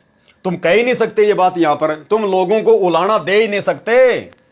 लेखक जो बात लिख रहा है ना कि पार्कों में बैठ के लोग ताश खेलते हैं, तो तुम क्या कर रहे हो? तुम लोगों को स्टेडियम बना बना के दे रहे हो। अरे तुम लोगों को स्टेडियम बना बना के दे रहे हो बैडमिंटन खेलने के लिए। तुम लोग धनाना गांव वालों को कबड्डी खेलने के लिए 31 हजार रुपए दे रहे हो। तो तुम यहां बात लिख ही नहीं सकते कि लोग पार्कों में बैठ के ताश खेल के जो अपना समय बर्बाद करते हैं। तुम क्या कर रहे हो फिर? ये होती है दोगली बातें भाई और बहनों। जहां गांव व शहरों में तथा पार्कों में बैठकर ताश खेलते हैं, कोई राजनीति की बातें करता है, देखा? और ये खुद क्या कर रहे हैं भाई और बहनों? ये खुद क्या कर रहे हैं? 2019 में कांग्रेस के चमचे बन गए सतलोक आश्रम वाले, और 2024 वर्तमान में बीजेपी के चमचे बन के घूम रहे हैं और लोगों को शिक्षा दे रहे हैं कि जहां लोग राजनीति की बातें करके अपना समय बर्बाद करते हैं, तो तुम क्या कर रहे हो फिर वर्तमान में राजनीतियां करके? कोई अपने पुत्रों तथा पुत्र वधुओं की अच्छे या निकम्मे होने की चर्चा करते हैं, वहां परमेश्वर की महिमा की चर्चा होगी तथा ज्ञान गंगा पुस्तक में लिखे ज्ञान पर विचार हुआ करेगा। करेंगे विचार सात संगति से जुड़ने के बाद। परमात्मा की महिमा करने मात्र से जीव पुण्य का भागी बनता है। फिर आप हम लोगों को महिमा करने से क्यों रोकते हो भाई? लेखक लिख रहा है, सतलोक आश्रम वाले लिख रहे हैं कि परमात्मा की महिमा करने मात्र से जीव पुण्य का भागी बनता है। अरे हम तो वही कर रहे हैं, अपने गुरुदेव भगवान की चर्चा ही करते हैं सात संगतियों में, उनको भोग लगाते हैं, ज्ञान चर्चा करते हैं, उनके शब्द गाते हैं। फिर तुम क्यों पुलिस वालों को बीच में डाल के उनको शराब पिला के पैसे दे के हम भक्तों की पिटाई करवाते हो? क्यों तुम लोग सात संगति में आके विघन डालते हो? दोगली बातें भाई और बहनों, दोगली बातें। महिमा से तो पुण्य मिलता है, इसीलिए तो परमात्मा ने प्रेरणा करके सात संगतियां शुरू करवाई। अन्यथा कौन परमात्मा की महिमा कर रहा था? कोई भी नहीं कर रहा था, क्योंकि महिमा तो उस समय शुरू होगी जब हम अपने परमात्मा को पहचानेंगे। अभी तक तो कोई सात संगति के अभाव में अपने गुरुजी को पहचान ही नहीं रहा। केवल सात संगति वाले भाई बहनों ने अपने गुरुजी को पहचाना है कि हमारे गुरुजी मां के गर्भ से जन्म लेके नहीं आए, ये स्वयं स्वयंभू परमात्मा है, कबीर परमेश्वर हैं, सहशरीर प्रकट हैं। उसके बाद में महिमा का लाभ मिलेगा भाई। परमात्मा की महिमा करने मात्र से भी जीव पुण्य का भागी बनता है। फिर शास्त्र विधि अनुसार साधना करके जीवन सुखी बनाएंगे तथा आत्म कल्याण कराएंगे। धरती पर कलयुग में सतयुग जैसा समय आएगा। मेरा यानी लेखक का, डॉक्टर सरदार सूरजपाल सिंह MA PhD का कल्याण भी वहीं से हुआ है। संपूर्ण विश्व में एकमात्र आध्यात्मिक ज्ञान प्राप्ति स्थान है। लेखक कह रहा है कि मेरा भी वहीं से कल्याण हुआ है। अब आप सोच लेना लेखक का कहां तक का कल्याण हुआ होगा अगर जिंदा होगा तो। अगर शरीर छोड़ गया होगा तो दोबारा से जन्म लेना पड़ेगा, और अगर जिंदा है तो भाई सात संगति से जुड़ना पड़ेगा, तभी कल्याण संभव है। आगे चलिए भाई और बहनों, हमारे गुरुदेव भगवान कौन है, इनकी स्थिति को और अच्छे से जानने के लिए इसी पुस्तक के पेज नंबर 13 पे हम चलेंगे, जिसमें भाई बाले वाली जन्म साखी से प्रमाण है। भाई बाले वाली जन्म साखी में प्रमाण, एक महापुरुष के विषय में भाई बाले वाली जन्म साखी में प्रहलाद भगत की भविष्यवाणी। भाई बाले वाली जन्म साखी में प्रमाण, संत रामपाल दास जी महाराज धरती पर अवतार हैं। भाई बाले वाली जन्म साखी में लिखा गया विवरण स्पष्ट करता है कि संत रामपाल दास जी महाराज जी वह अवतार है जिन्हें परमेश्वर कबीर जी तथा संत नानक जी के पश्चात पंजाब की धरती पर अवतरित होना था। संत रामपाल दास जी महाराज 8 सितंबर 1951 को गांव धनाना, जिला सोनीपत, हरियाणा प्रांत, उस समय पंजाब प्रांत, भारत की पवित्र धरती पर श्री नंदराम जाट के घर जाट वर्ण में, और क्या कह रहा आगे, श्रीमती इंद्रो देवी की कोख से जन्मे हैं। गुड़ गोबर एक कर दिया सारा का सारा, अपने गुरुजी को 2 कोड़ी का मानुष साबित कर दिया। इंद्रो माई की कोख से, कोख यानी पेट से जन्म लेके 9 महीने का वो नरक भोग के फिर संत रामपाल जी बाहर आए। अरे भाई, जो खुद मां के पेट में 9 महीने नरक भोग के बाहर आया है, वो कैसे हम जीवों का आत्म कल्याण कर देगा, कैसे हमारा उद्धार कर देगा? उसका तो उस मां के साथ में ऋण संबंध है। तो क्या लिख रहा है भाई, कोख से जन्म लेके आया है, श्रीमती इंद्रो देवी की कोख से जन्मे हैं। और आगे क्या लिखेगा देखना आप, आगे संत रामपाल जी को खुद ही कबीर घोषित करेगा कि संत रामपाल जी ही कबीर जी हैं और सशरीर आए हैं। अगर संत रामपाल जी ही कबीर जी हैं और सशरीर धरती पर आए हैं तो फिर मां की कोख से कौन आया भाई? तो भाई और बहनों, जब तक भगत अपने गुरु जी की वास्तविक परमात्मा वाली स्थिति से परिचित नहीं होगा वो उवा बाई बकेगा, उवा बाई। इसीलिए परमात्मा ने दास की ड्यूटी लगाई है ताकि इन पुस्तकों में से निष्कर्ष निकाल के और भाई बहनों तक पहुंचाया जा सके वीडियो के माध्यम से। इस विषय में जन्म साखी भाई बाले वाली हिंदी वाली में, जिसके प्रकाशक हैं भाई जवार सिंह कृपाल सिंह एंड कंपनी, पुस्तकों वाले बाजार, माई सेवा, अमृतसर पंजाब तथा पंजाबी गली के प्रकाशक हैं भाई जवार सिंह कृपाल सिंह, पुस्तक वाले गली नंबर 8, बाग रामानंद, अमृतसर पंजाब। इसमें लिखा है, अमर लेख इस प्रकार है। एक समय भाई बाला तथा मर्दाना को साथ लेकर सतगुरु नानक जी भगत प्रहलाद जी के लोक में गए, जो पृथ्वी से कई लाख कोस दूर अंतरिक्ष में है। प्रहलाद ने कहा, हे नानक जी, आपको परमात्मा ने दिव्य दृष्टि दी तथा कलयुग में बड़ा भगत बनाया है। आपका कलयुग में बहुत प्रताप होगा। कौन कह रहा है? भगत प्रहलाद जी कह रहे हैं। जब नानक जी अपने दो शिष्यों बाला और मर्दाना को भगत प्रहलाद के लोक में लेके गए ऊपर अंतरिक्ष में, यहां से लाखों कोस दूर, तो भगत प्रहलाद जी ने उनका आदर सत्कार किया और क्या कहा? प्रहलाद ने कहा, हे नानक जी, आपको परमात्मा ने दिव्य दृष्टि दी है तथा कलयुग में बड़ा भगत बनाया है। आपका कलयुग में बहुत प्रताप होगा।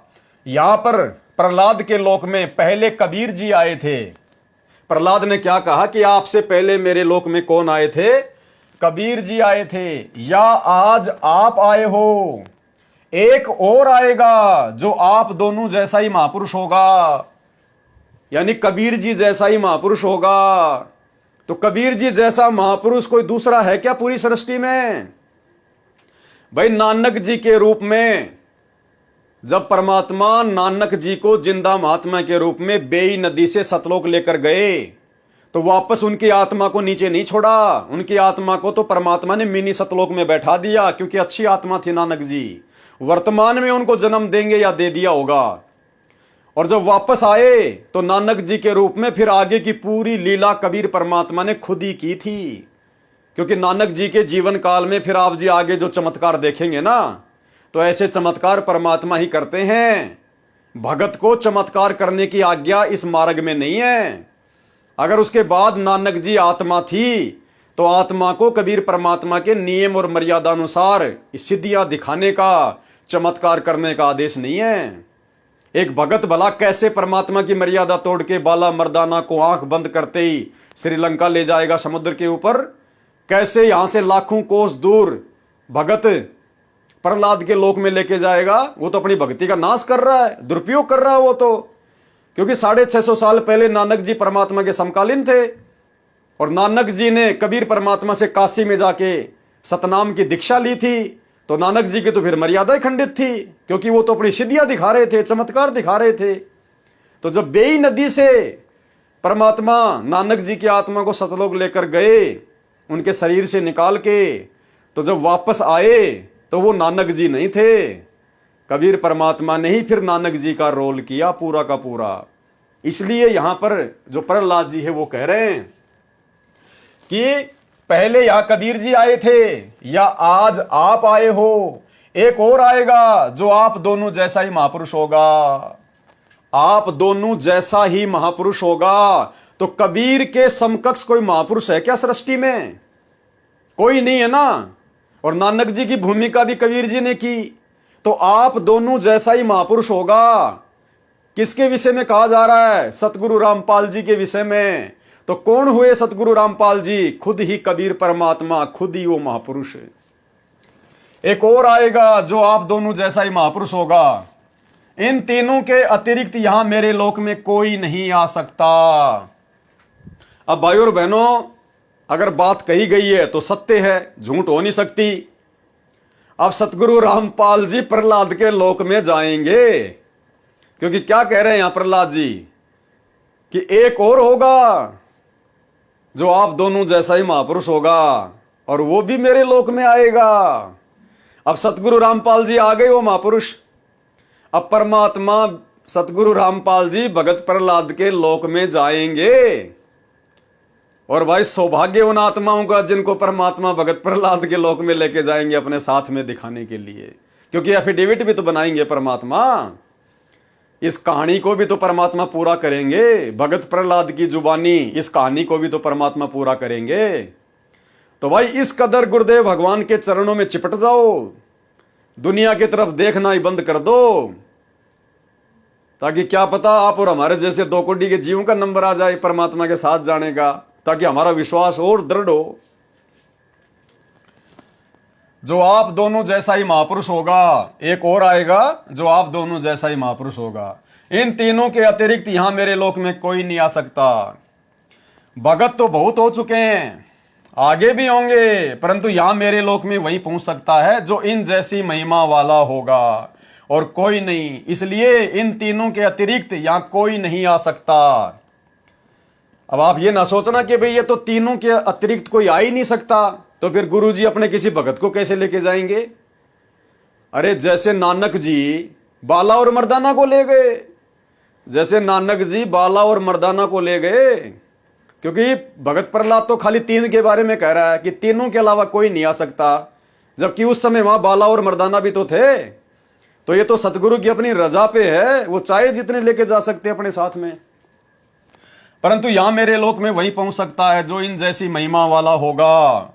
अरे सतगुरु रामपाल जी भगवान तो उनसे भी बढ़ चढ़ के महिमावान होंगे आने वाले समय में, उनसे भी बढ़ चढ़ के। थे तो वो भी कबीर परमात्मा के ही रूप स्वरूप, लेकिन उस समय वो ठीक का समय नहीं था। आज ये परमात्मा पूरी दुनिया का शहंशाह बन के राज करेगा, पूरी दुनिया इनके चरणों में नतमस्तक होगी। इसलिए आज सतगुरु रामपाल जी भगवान की जो महिमा होगी संसार में, आज से पहले सतयुग से लेकर वर्तमान तक किसी की नहीं हुई होगी। इसलिए इन तीनों के अतिरिक्त यहां कोई नहीं आ सकता। मर्दाने ने पूछा, हे प्रहलाद जी, अब ध्यान से सुनना, वो कौन होगा, क्या उसके लक्षण होंगे, कौन सी जाति में होगा, नीचे कहां की धरती पे होगा, बहुत सारे कंसेप्ट क्लियर होंगे भाई और बहनों। ये जो धनाना आश्रम, गुरुजी धनाना आश्रम में आएंगे, दुनिया का सबसे बड़ा आश्रम, सारी पोल खोल देगा परमात्मा। इसीलिए दास को निमित्त बनाया परमात्मा ने। कबीर जुलाहा थे, नानक जी खत्री हैं, वह तीसरा किस वर्ण अर्थात जाति से तथा किस धरती पर अवतरित होगा? मर्दाने ने कहा, हे प्रहलाद जी, आप जो तीसरे महापुरुष की बात कर रहे हैं ना, जो इनके जैसा महिमावान होगा, तो वो किस जाति में होगा और किस धरती पर अवतरित होगा, यानी वो प्रकट होगा। तो प्रहलाद जी क्या कहते हैं? प्रहलाद भगत ने कहा, भाई सुने, ध्यान से सुने, नानक जी के सचखंड जाने के सैकड़ों वर्ष पश्चात पंजाब की धरती पर जाट वर्ण में जन्म लेगा। क्योंकि प्रहलाद को भी वास्तविक स्थिति का नहीं पता, परमात्मा की वास्तविक स्थिति का नहीं पता है। तो क्या कह रहा है कि नानक जी के सचखंड जाने के सैकड़ों वर्ष पश्चात पंजाब की धरती पर जाट वर्ण में जन्म लेगा। पंजाब की धरती पर और जाट वर्ण में। अब भाई जिस समय सतगुरु रामपाल जी भगवान दिल्ली मंडल में आए, गरीबदास जी ने पहले कह दिया था 350 साल पहले कि मुझे जो सतगुरु जिंदा महात्मा के रूप में आके मिले हैं कबीर जी सतलोक से, आगे क्या होगा? सतगुरु दिल्ली मंडल आईसी, सूती धरनी सूम जगाईसी। कि मेरा सतगुरु वो कबीर जिंदा महात्मा आगे चलकर दिल्ली मंडल में आएगा। सतगुरु दिल्ली मंडल आईसी। और कब आए गुरुदेव भगवान? 8 सितंबर 1951 को प्रकट हुए। और 8 सितंबर 1951 के समय, जिस समय परमात्मा गांव धनाना में प्रकट हुए, उस समय हरियाणा प्रांत नहीं बना था। ये हरियाणा प्रांत पूरा ये पंजाब की धरती थी, पूरी पंजाब की धरती। ये हरियाणा प्रांत बना है 1966 में। हरियाणा प्रांत कब बना? 1966 में। और सतगुरु रामपाल जी भगवान कब प्रकट हुए? 1951 में। तो जिस समय गुरुजी आए थे भारतवर्ष की धरती पर गांव धनाना में, उस समय ये पंजाब की धरती थी, ना कि हरियाणा की। तो भगत प्रहलाद की बातें सत्य हो गई। नानक जी के सचखंड जाने के सैकड़ों वर्ष पश्चात पंजाब की धरती पर जाट वर्ण में जन्म लेगा। और कौन से वर्ण में आए परमात्मा? जाट वर्ण में आ गए। सतगुरु रामपाल जी भगवान की सांसारिक दृष्टिकोण से कौन सी जाति मानी जाती है? जाट वर्ण। जबकि भगवान की कोई जाति वाती नहीं होती है, लेकिन परमात्मा कलयुग में अगर लीला करेगा तो फिर पूरी करेगा। तो परमात्मा पंजाब की धरती पर आए 8 सितंबर 1951 में सतगुरु रामपाल जी भगवान, और जाट वर्ण में ही आए। दोनों बातें सिद्ध हो गई। और तीसरी बात क्या है? तथा उसका प्रचार क्षेत्र शहर बरवाला होगा। यहां पर गलती से लेखक ने लिख रखा था बटाला, जो कि मिसप्रिंट हो गया था। परमात्मा ने इसको शुद्ध कर दिया। उसका प्रचार प्रसार क्षेत्र क्या होगा? बरवाला। यदि कोई ये कहे कि साहब वहां तो बटाला लिखा हुआ था, तो भाई पंजाब के बटाला शहर में आज तक कोई भी जाट वर्ण में साधु संत महात्मा पैदा नहीं हुआ। इसलिए गुरुदेव भगवान तो अंतर्यामी है, ये तो परमात्मा, इन्हें तो सब पता है। काल ने तो रोड़ा अटकाना था, मिसप्रिंट करवाना था। और उस समय बरवाला कोई ज्यादा जो है बल्कि पॉपुलर नहीं था। इसलिए लेखक ने भाई बाले वाली जन्म साखी में बरवाला की जगह जो है वो बटाला लिख दिया, क्योंकि बटाला से वो जो है वो परिचित था। लेकिन अब संत रामपाल जी ने बताया कि अपने सत्संगों में अब इसको शुद्ध किया है कि ये बटाला नहीं बरवाला है, बरवाला। तो मर्दाना जी ने क्या कहा? जब उनकी 2 भविष्यवाणियां सत्य सिद्ध हो गई कि वो महापुरुष पंजाब की धरती पे आएगा और जाट वर्ण में होगा, तो गुरुजी पंजाब की धरती पर आए और जाट वर्ण में आए लीला करने के लिए। अब तीसरी फैल कैसे हो जाएगी कि उस महापुरुष का प्रचार क्षेत्र क्या होगा? बरवाला। और ये धनाना धनाना धनाना, ये भविष्यवाणियों के अनुसार है। ये लेख संत रामपाल जी का असली जो आश्रम है, भविष्यवाणियों के अनुसार बरवाला ही रहेगा। अगर हरियाणा में संत रामपाल जी रहेंगे तो बरवाला आश्रम में ही रहेंगे। धनाना फनाना कुछ नहीं है, ये तो अपने धार्मिक धंधे के लिए खोल दिए उनके परिवार ने। ये भविष्यवाणियां क्या कह रही है, ये झूठी नहीं हो सकती। लेकिन ये लोग इन भविष्यवाणियों को जान नहीं पाए, समझ नहीं पाए। गुरुदेव के परिवार वाले, उनके बेटा बेटी भाई बंधु मान बढ़ाई अहंकार में आके ये इन चीजों को समझ नहीं पाए, जान नहीं पाए। जब अपने गुरुजी को नहीं पहचान पाए तो उनकी पुस्तकों में लिखे गए गहरे रहस्यों को कहां से समझ पाएंगे? तो ये तो संगत को मूर्ख बनाया जा रहा है। ज्योति पाठ और दान धर्म के नाम पर, लड्डू जलेबी बर्फी के नाम पर, अपने धार्मिक धंधे के लिए धनाना धनाना धनाना। ये बरवाला है, बरवाला। ये पुस्तक धरती पर अवतार, पेज नंबर 13, उसमें नीचे जाके देख लेना। तथा उसका प्रचार क्षेत्र शहर बरवाला होगा। लेख समाप्त।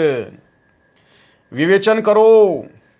अब कोई भाई बहन ये कहे कि वो तीसरे महापुरुष के बारे में जो लिखा गया है वो तो कबीर जी के बारे में लिखा गया है, और 1997 में आए थे कबीर जी, संत रामपाल जी को मिले थे, तो वो तो कबीर जी के लिए है। तो कबीर जी जो 1997 में आए थे वो कौन सा जाट जाति में थे?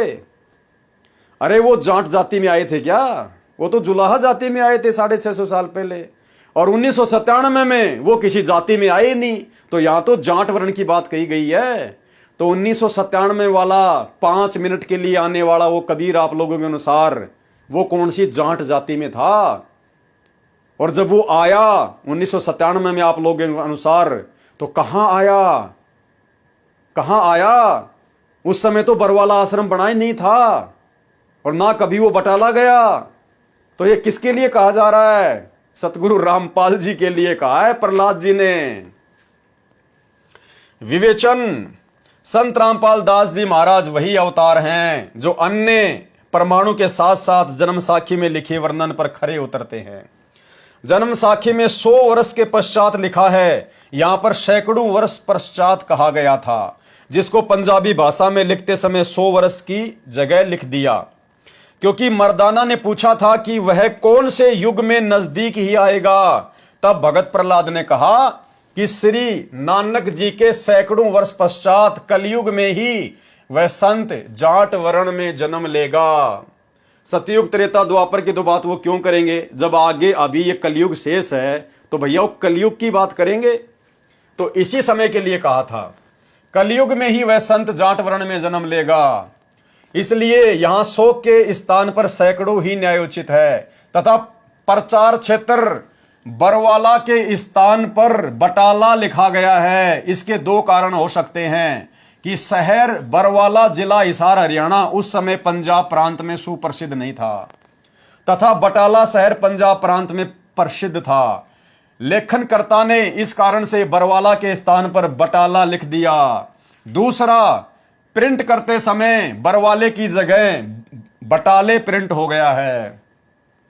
एक विशेष विचारणीय पहलू है कि पंजाब के बटाला शहर में कोई भी जाट संत नहीं हुआ जो इन महापुरुषों परमेश्वर कबीर देव जी व श्री नानक देव जी के समान महिमावान तथा इनके समान ज्ञानवान हुआ हो। अब कबीर जी के समान ज्ञानवान दूसरा कौन हो जाएगा भाई? कबीर जी के समान महिमावान और कबीर जी के समान ज्ञानवान कोई सृष्टि में दूसरा हो सकता है क्या?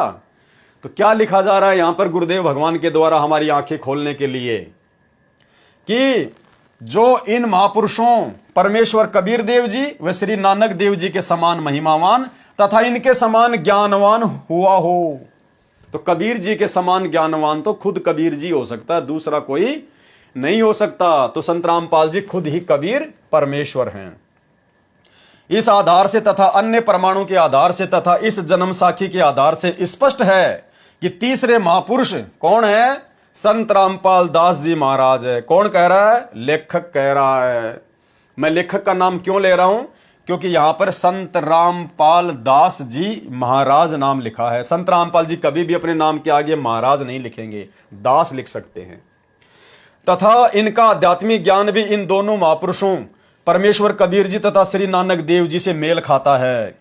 आप देखेंगे दोनों फोटोकॉपी, जो जन्म साखी भाई बाले वाली जो कि एक पंजाबी भाषा में है तथा दूसरी हिंदी में है जो कि पंजाबी भाषा से ही अनुवादित है, इसमें कुछ प्रकरण ठीक नहीं लिख पाए हैं। जैसे पंजाबी भाषा में लिखा है कि जो इस जी हा कोई होवेगा ता एथे पहुंचेगा, यानी इनके जैसा कोई होगा तो यहां पहुंचेगा।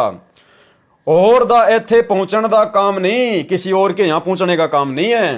परंतु हिंदी वाली जन्म साखी में यह विवरण नहीं है, जो बहुत महत्वपूर्ण है। इससे सिद्ध है कि लिखते समय कुछ प्रकरण बदल जाता है।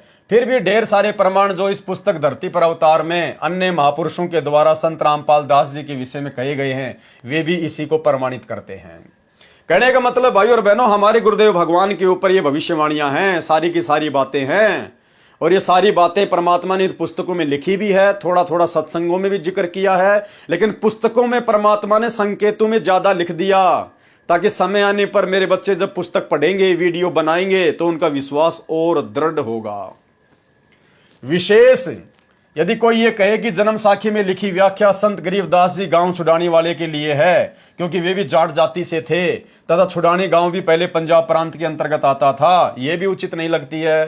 क्योंकि संत गरीबदास जी ने अपनी अमृतवाणी असुर निकंदन रमैणी में कहा है कि सतगुरु दिल्ली मंडल आईसी। गरीबदास जी ने क्या कहा कि जो मेरा सतगुरु है, जो मुझे जिंदा महात्मा के रूप में छुड़ानी में आके मिला था, वही सतगुरु आगे चलकर दिल्ली मंडल में आएगा। दिल्ली मंडल यानी दिल्ली के आसपास के क्षेत्र में, तो गांव धनाना जिला सोनीपत हरियाणा दिल्ली मंडल में आता है। सतगुरु दिल्ली मंडल आईसी, सूती धरणी सूम जगाईसी। भावार्थ है कि संत गरीबदास जी के सतगुरु कौन? संत गरीबदास जी के सतगुरु पूज्य कबीर साहिब जी थे, और वही आएगा दिल्ली मंडल में। तो कौन आए दिल्ली मंडल में? संत रामपाल जी। तो कौन हुए गरीबदास जी के सतगुरु कबीर जी? स्वयं सतगुरु रामपाल जी। सतगुरु दिल्ली मंडल आईसी, सूती धरनी सुम जगाईसी। भावार्थ है कि संत गरीबदास जी के सतगुरु पूज्य कबीर साहिब जी थे।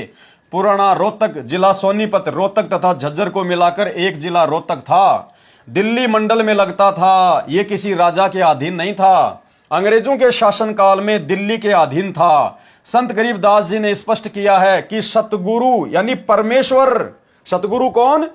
परमेश्वर कबीर जी दिल्ली मंडल में आएंगे। गरीबदास जी ने स्पष्ट कर दिया कि मेरे सतगुरु कबीर परमेश्वर जी। यहां पर कोष्टक में गुरुदेव ने नाम भी लिख दिया। गरीबदास जी के सतगुरु परमेश्वर कबीर जी दिल्ली मंडल में आएंगे। तो कौन आया है दिल्ली मंडल में? सतगुरु रामपाल जी। तो कौन हुए सतगुरु रामपाल जी? गरीबदास जी के सतगुरु स्वयं जिंदा महात्मा कबीर परमेश्वर हैं। संत गरीबदास जी ने स्पष्ट किया है कि सतगुरु परमेश्वर कबीर जी दिल्ली मंडल में आएंगे, भक्तिहीन प्राणियों को जगाएंगे, सत्य भक्ति कराएंगे। तो आज सत्य भक्ति कौन करा रहा भाई? केवल सतगुरु रामपाल जी। ध्यान रहे, कबीर सागर में काल के दूतों ने मिलावट करके सत्य को न जानकर अपनी अटकलबाजी से असत्य प्रमाण दिए हैं, जैसे थोड़ा थोड़ा लेखक ने भी दिया हुआ है। उसका नाश करने के लिए परमेश्वर कबीर जी ने अपने अंश अवतार संत गरीबदास जी द्वारा यथार्थ ज्ञान करवाया है, जो संत गरीबदास जी की अमृतवाणी रूप में है। अब देखो यहां पर क्या लिख दिया लेखक ने कि जो गरीबदास जी थे वो कबीर जी के अंश अवतार थे। अरे अंश अवतार तो ये काल भेजता है, आप जी खुद अपने हाथों से लिख रहे हो भाई। डॉक्टर सरदार सूरजपाल सिंह MA PhD, आपने पहले खुद लिखा कि अंश अवतार तो काल भेजता है, और यहां आप कह रहे हो कि कबीर जी ने गरीबदास जी को अपने अंश अवतार के रूप में भेजा। अरे गरीबदास जी के रूप में खुद ही कबीर परमात्मा थे, डबल रोल कर रहे थे भाई। आप जो भक्ति बोध पुस्तक से आरती करते हो, कभी करते हो क्या हाथ में लेकर भक्ति बोध? उसमें देखना शुरू में हमारी जो गुरु प्रणाली है उसमें केवल 3 महापुरुषों के नाम के आगे बंदी छोड़ लगता है। शुरू में बंदी छोड़ कबीर साहिब की जय, बंदी छोड़ गरीबदास जी महाराज की जय, और सबसे लास्ट में हम जयकारा लगाते हैं, बंदी छोड़ सतगुरु रामपाल जी भगवान की जय। तो बंदी छोड़ केवल 3 ही महापुरुषों के नाम के आगे लगता है। तो बंदी छोड़ कौन होता है? कबीर जी। तो गरीबदास जी खुद ही कबीर जी थे, बंदी छोड़ थे, और कबीर साहब खुद ही हैं बंदी छोड़, और संत रामपाल जी वर्तमान में खुद ही कबीर जी हैं, इसलिए हम इनको बंदी छोड़ कहते हैं। जो संत गरीबदास जी की अमृतवाणी रूप में है, इसी बात की पुष्टि कबीर सागर के संपादक कबीर पंथी श्री युगलानंद बिहारी जी की उस टिप्पणी से होती है जो उन्होंने अनुराग सागर तथा ज्ञान सागर की भूमिका में की है। कहा है कि कबीर पंथियों ने ही कबीर पंथ के ग्रंथों का नाश कर रखा है, अपने अपने मत अनुसार फेर बदल करके अपने मत को जोड़ा है। मेरे पास अनुराग सागर तथा ज्ञान सागर की कई प्रतियां रखी हैं, जिनमें से एक दूसरे से मेल नहीं खा रही हैं। अब मेल तो सतगुरु रामपाल जी भगवान जी खिला देंगे। संत रामपाल दास जी महाराज का जन्म, अब देखो इतना सब कुछ क्लियर हो गया, उसके बाद भी लेखक क्या लिख रहा है? संत रामपाल जी महाराज जी का जन्म। संत रामपाल दास जी महाराज का जन्म श्री नंदराम जाट के घर 8 सितंबर 1951 को गांव धनाना, जिला सोनीपत, उस समय जिला रोहतक में हुआ, जो वर्तमान हरियाणा तथा पंजाब प्रांत मिलकर उस समय एक ही पंजाब प्रांत था। परमेश्वर कबीर जी ने भी कहा था कि जिस समय कलयुग 5500 वर्ष बीत चुका होगा, मैं गरीबदास वाले 12वें पंथ में आगे स्वयं ही आऊंगा। भाइयों और बहनों ध्यान से पढ़ना, हमारे विश्वास को दृढ़ करेंगे ये बातें। क्या लिख रहा है यहां पर लेखक? परमेश्वर कबीर जी ने भी कहा था। किसने कहा था? परमेश्वर कबीर जी ने, कबीर भगवान ने। कब? 650 साल पहले। किसको? धर्मदास जी को। क्या कहा था? परमेश्वर कबीर जी ने कहा था कि जिस समय कलयुग 5500 वर्ष बीत चुका होगा, मैं गरीबदास वाले 12वें पंथ में आगे स्वयं ही आऊंगा। कबीर जी कह रहे हैं कि गरीबदास वाले पंथ में आगे चलकर मैं कबीर स्वयं आऊंगा। तो कबीर जी की वाणी कभी झूठी हो सकती है क्या? क्या कबीर भगवान कभी झूठा आश्वासन दे सकता है क्या? संत वचन पलटे नहीं, चाहे पलट जाए ब्रह्मांड। तो आज कबीर भगवान ने ही आना था, और कबीर भगवान ही संत रामपाल जी के रूप में आए हैं 12वें पंथ में। परमेश्वर कबीर जी ने कहा था कि जिस समय कलयुग 5500 वर्ष बीत चुका होगा, मैं गरीबदास वाले 12वें पंथ में आगे स्वयं आऊंगा। यानी कबीर जी ने यह पक्का आश्वासन दे दिया, ये वाणी में लिखा गया। अब यदि कबीर जी नहीं आते हैं स्वयं 13वें पंथ को चलाने के लिए, तो कबीर जी झूठे साबित हो जाते हैं, झूठे। और भाई झूठे भगवान की भक्ति धरती पर कौन करेगा? इसलिए कहते हैं संत वचन पलटे नहीं, चाहे पलट जाए ब्रह्मांड। परमेश्वर ने कहा था 12वें पंथ हम ही चलावें, सब पंथों को मिटा के एक पंथ चलावें। तो आज दुनिया के सभी पंथों को अपने तत्व ज्ञान से कौन समाप्त कर रहा है? सतगुरु रामपाल जी। तो कौन हुए सतगुरु रामपाल जी? खुद ही कबीर परमात्मा। मैं गरीबदास वाले 12वें पंथ में आगे स्वयं आऊंगा। संत गरीबदास जी द्वारा मेरी, किसकी? कबीर परमेश्वर की महिमा की वाणी प्रकट होगी, तथा गरीबदास वाले 12वें पंथ तक के साधक मुझे आधार बनाकर वाणी को समझने की कोशिश करेंगे, परंतु वाणी को ना समझकर सतनाम तथा सारनाम से वंचित रहने के कारण असंख्य जन्म तक सत्यलोक प्राप्ति नहीं कर पाएंगे। हमारे दादा गुरुजी जो कि 12वें पंथ में थे, एक परंपरा के तहत आ रहे थे। दादा गुरुजी के पास में सारनाम नहीं था, सतनाम नहीं था। दादा गुरुजी को सतनाम और सारनाम सतगुरु रामपाल जी, कबीर परमेश्वर जी ने दिया था। परंतु वाणी को ना समझकर सतनाम तथा सारनाम से वंचित रहने के कारण असंख्य जन्म तक सतलोक प्राप्ति नहीं कर पाएंगे। 12वें पंथ वाले सतनाम और सारनाम से अपरिचित रहेंगे। फिर क्या कह रहे हैं, उसी 12वें पंथ में, उसी गरीबदास वाले 12वें पंथ में, उसी 12वें पंथ गरीबदास जी वाले पंथ में मैं कौन, परमेश्वर कबीर जी ही स्वयं चलकर आऊंगा। तो कौन आए हैं 12वें पंथ में? 17 फरवरी 1988 को 12वें पंथ में लीलामय रूप से हमारे दादा गुरु जी को निमित्त बनाकर किसने नाम दीक्षा ली? सतगुरु रामपाल जी ने ली। 12वें पंथ में उस कबीर परमात्मा ने अपनी वाणी अनुसार 17 फरवरी 1988 को एंट्री की, आदरणीय रामदेवानंद जी को अपना मुंह बोला गुरु बनाकर।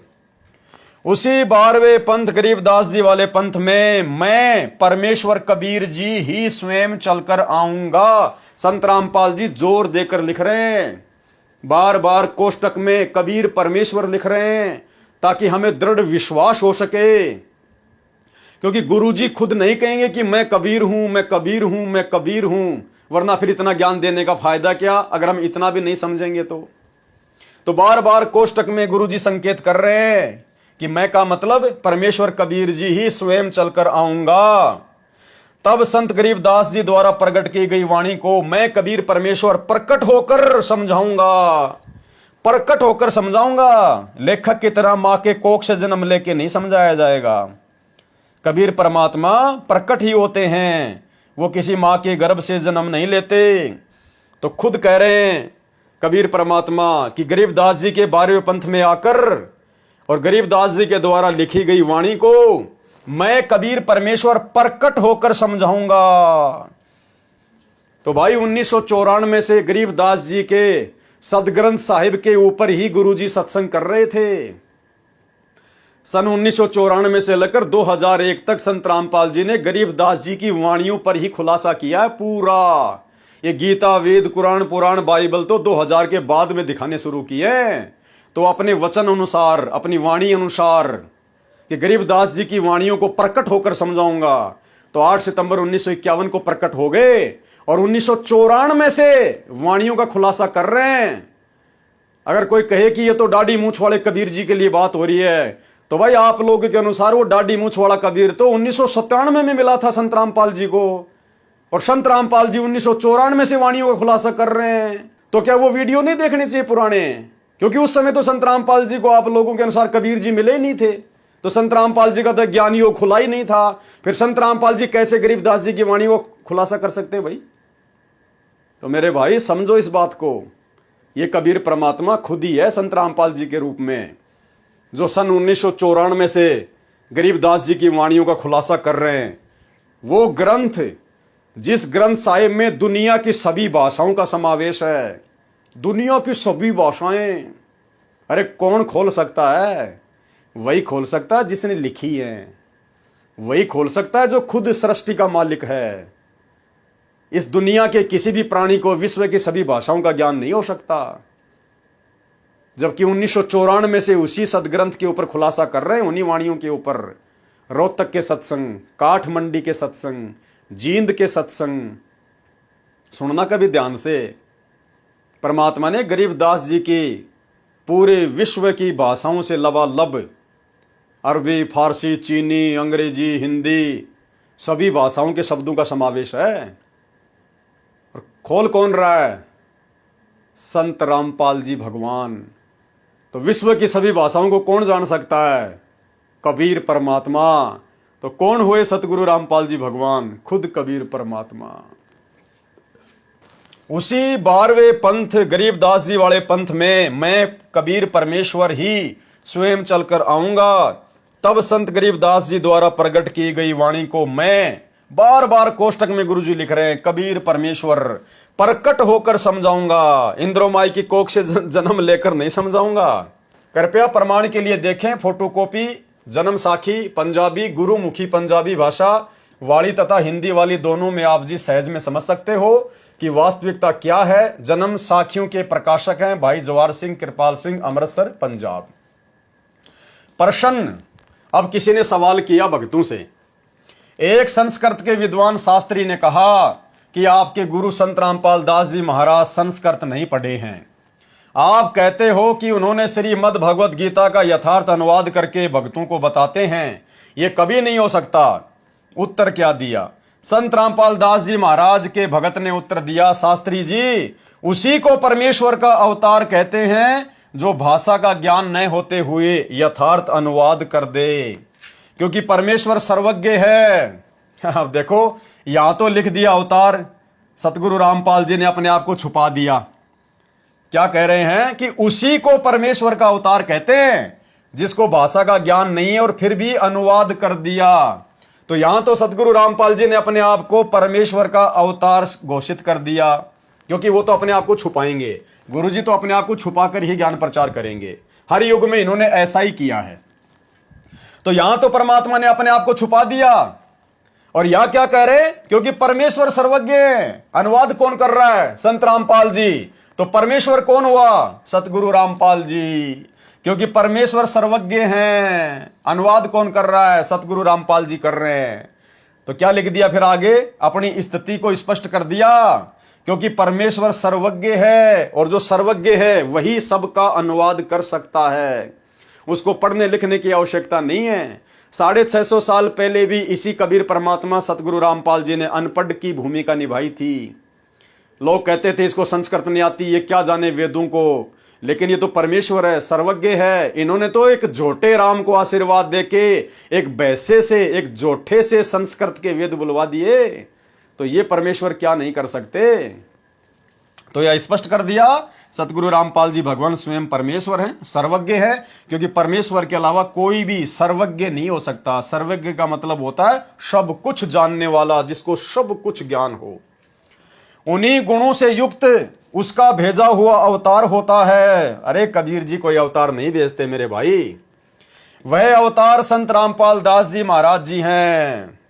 भाई और बहनों, यहां पर जो ज्ञान है ना, ये जो लेखक है, इसने कहीं कहीं तो सतगुरु रामपाल जी भगवान का लेख उठा लिया, और कहीं कहीं इसने अपनी मनमुखी सोच से संत रामपाल जी को मां के गर्भ से जन्म लेकर आया हुआ मानकर अपने मते अनुसार इसने इस प्रकार की बातें लिखी हैं। तो हमने तो अपने मतलब की बातों को पकड़ना है।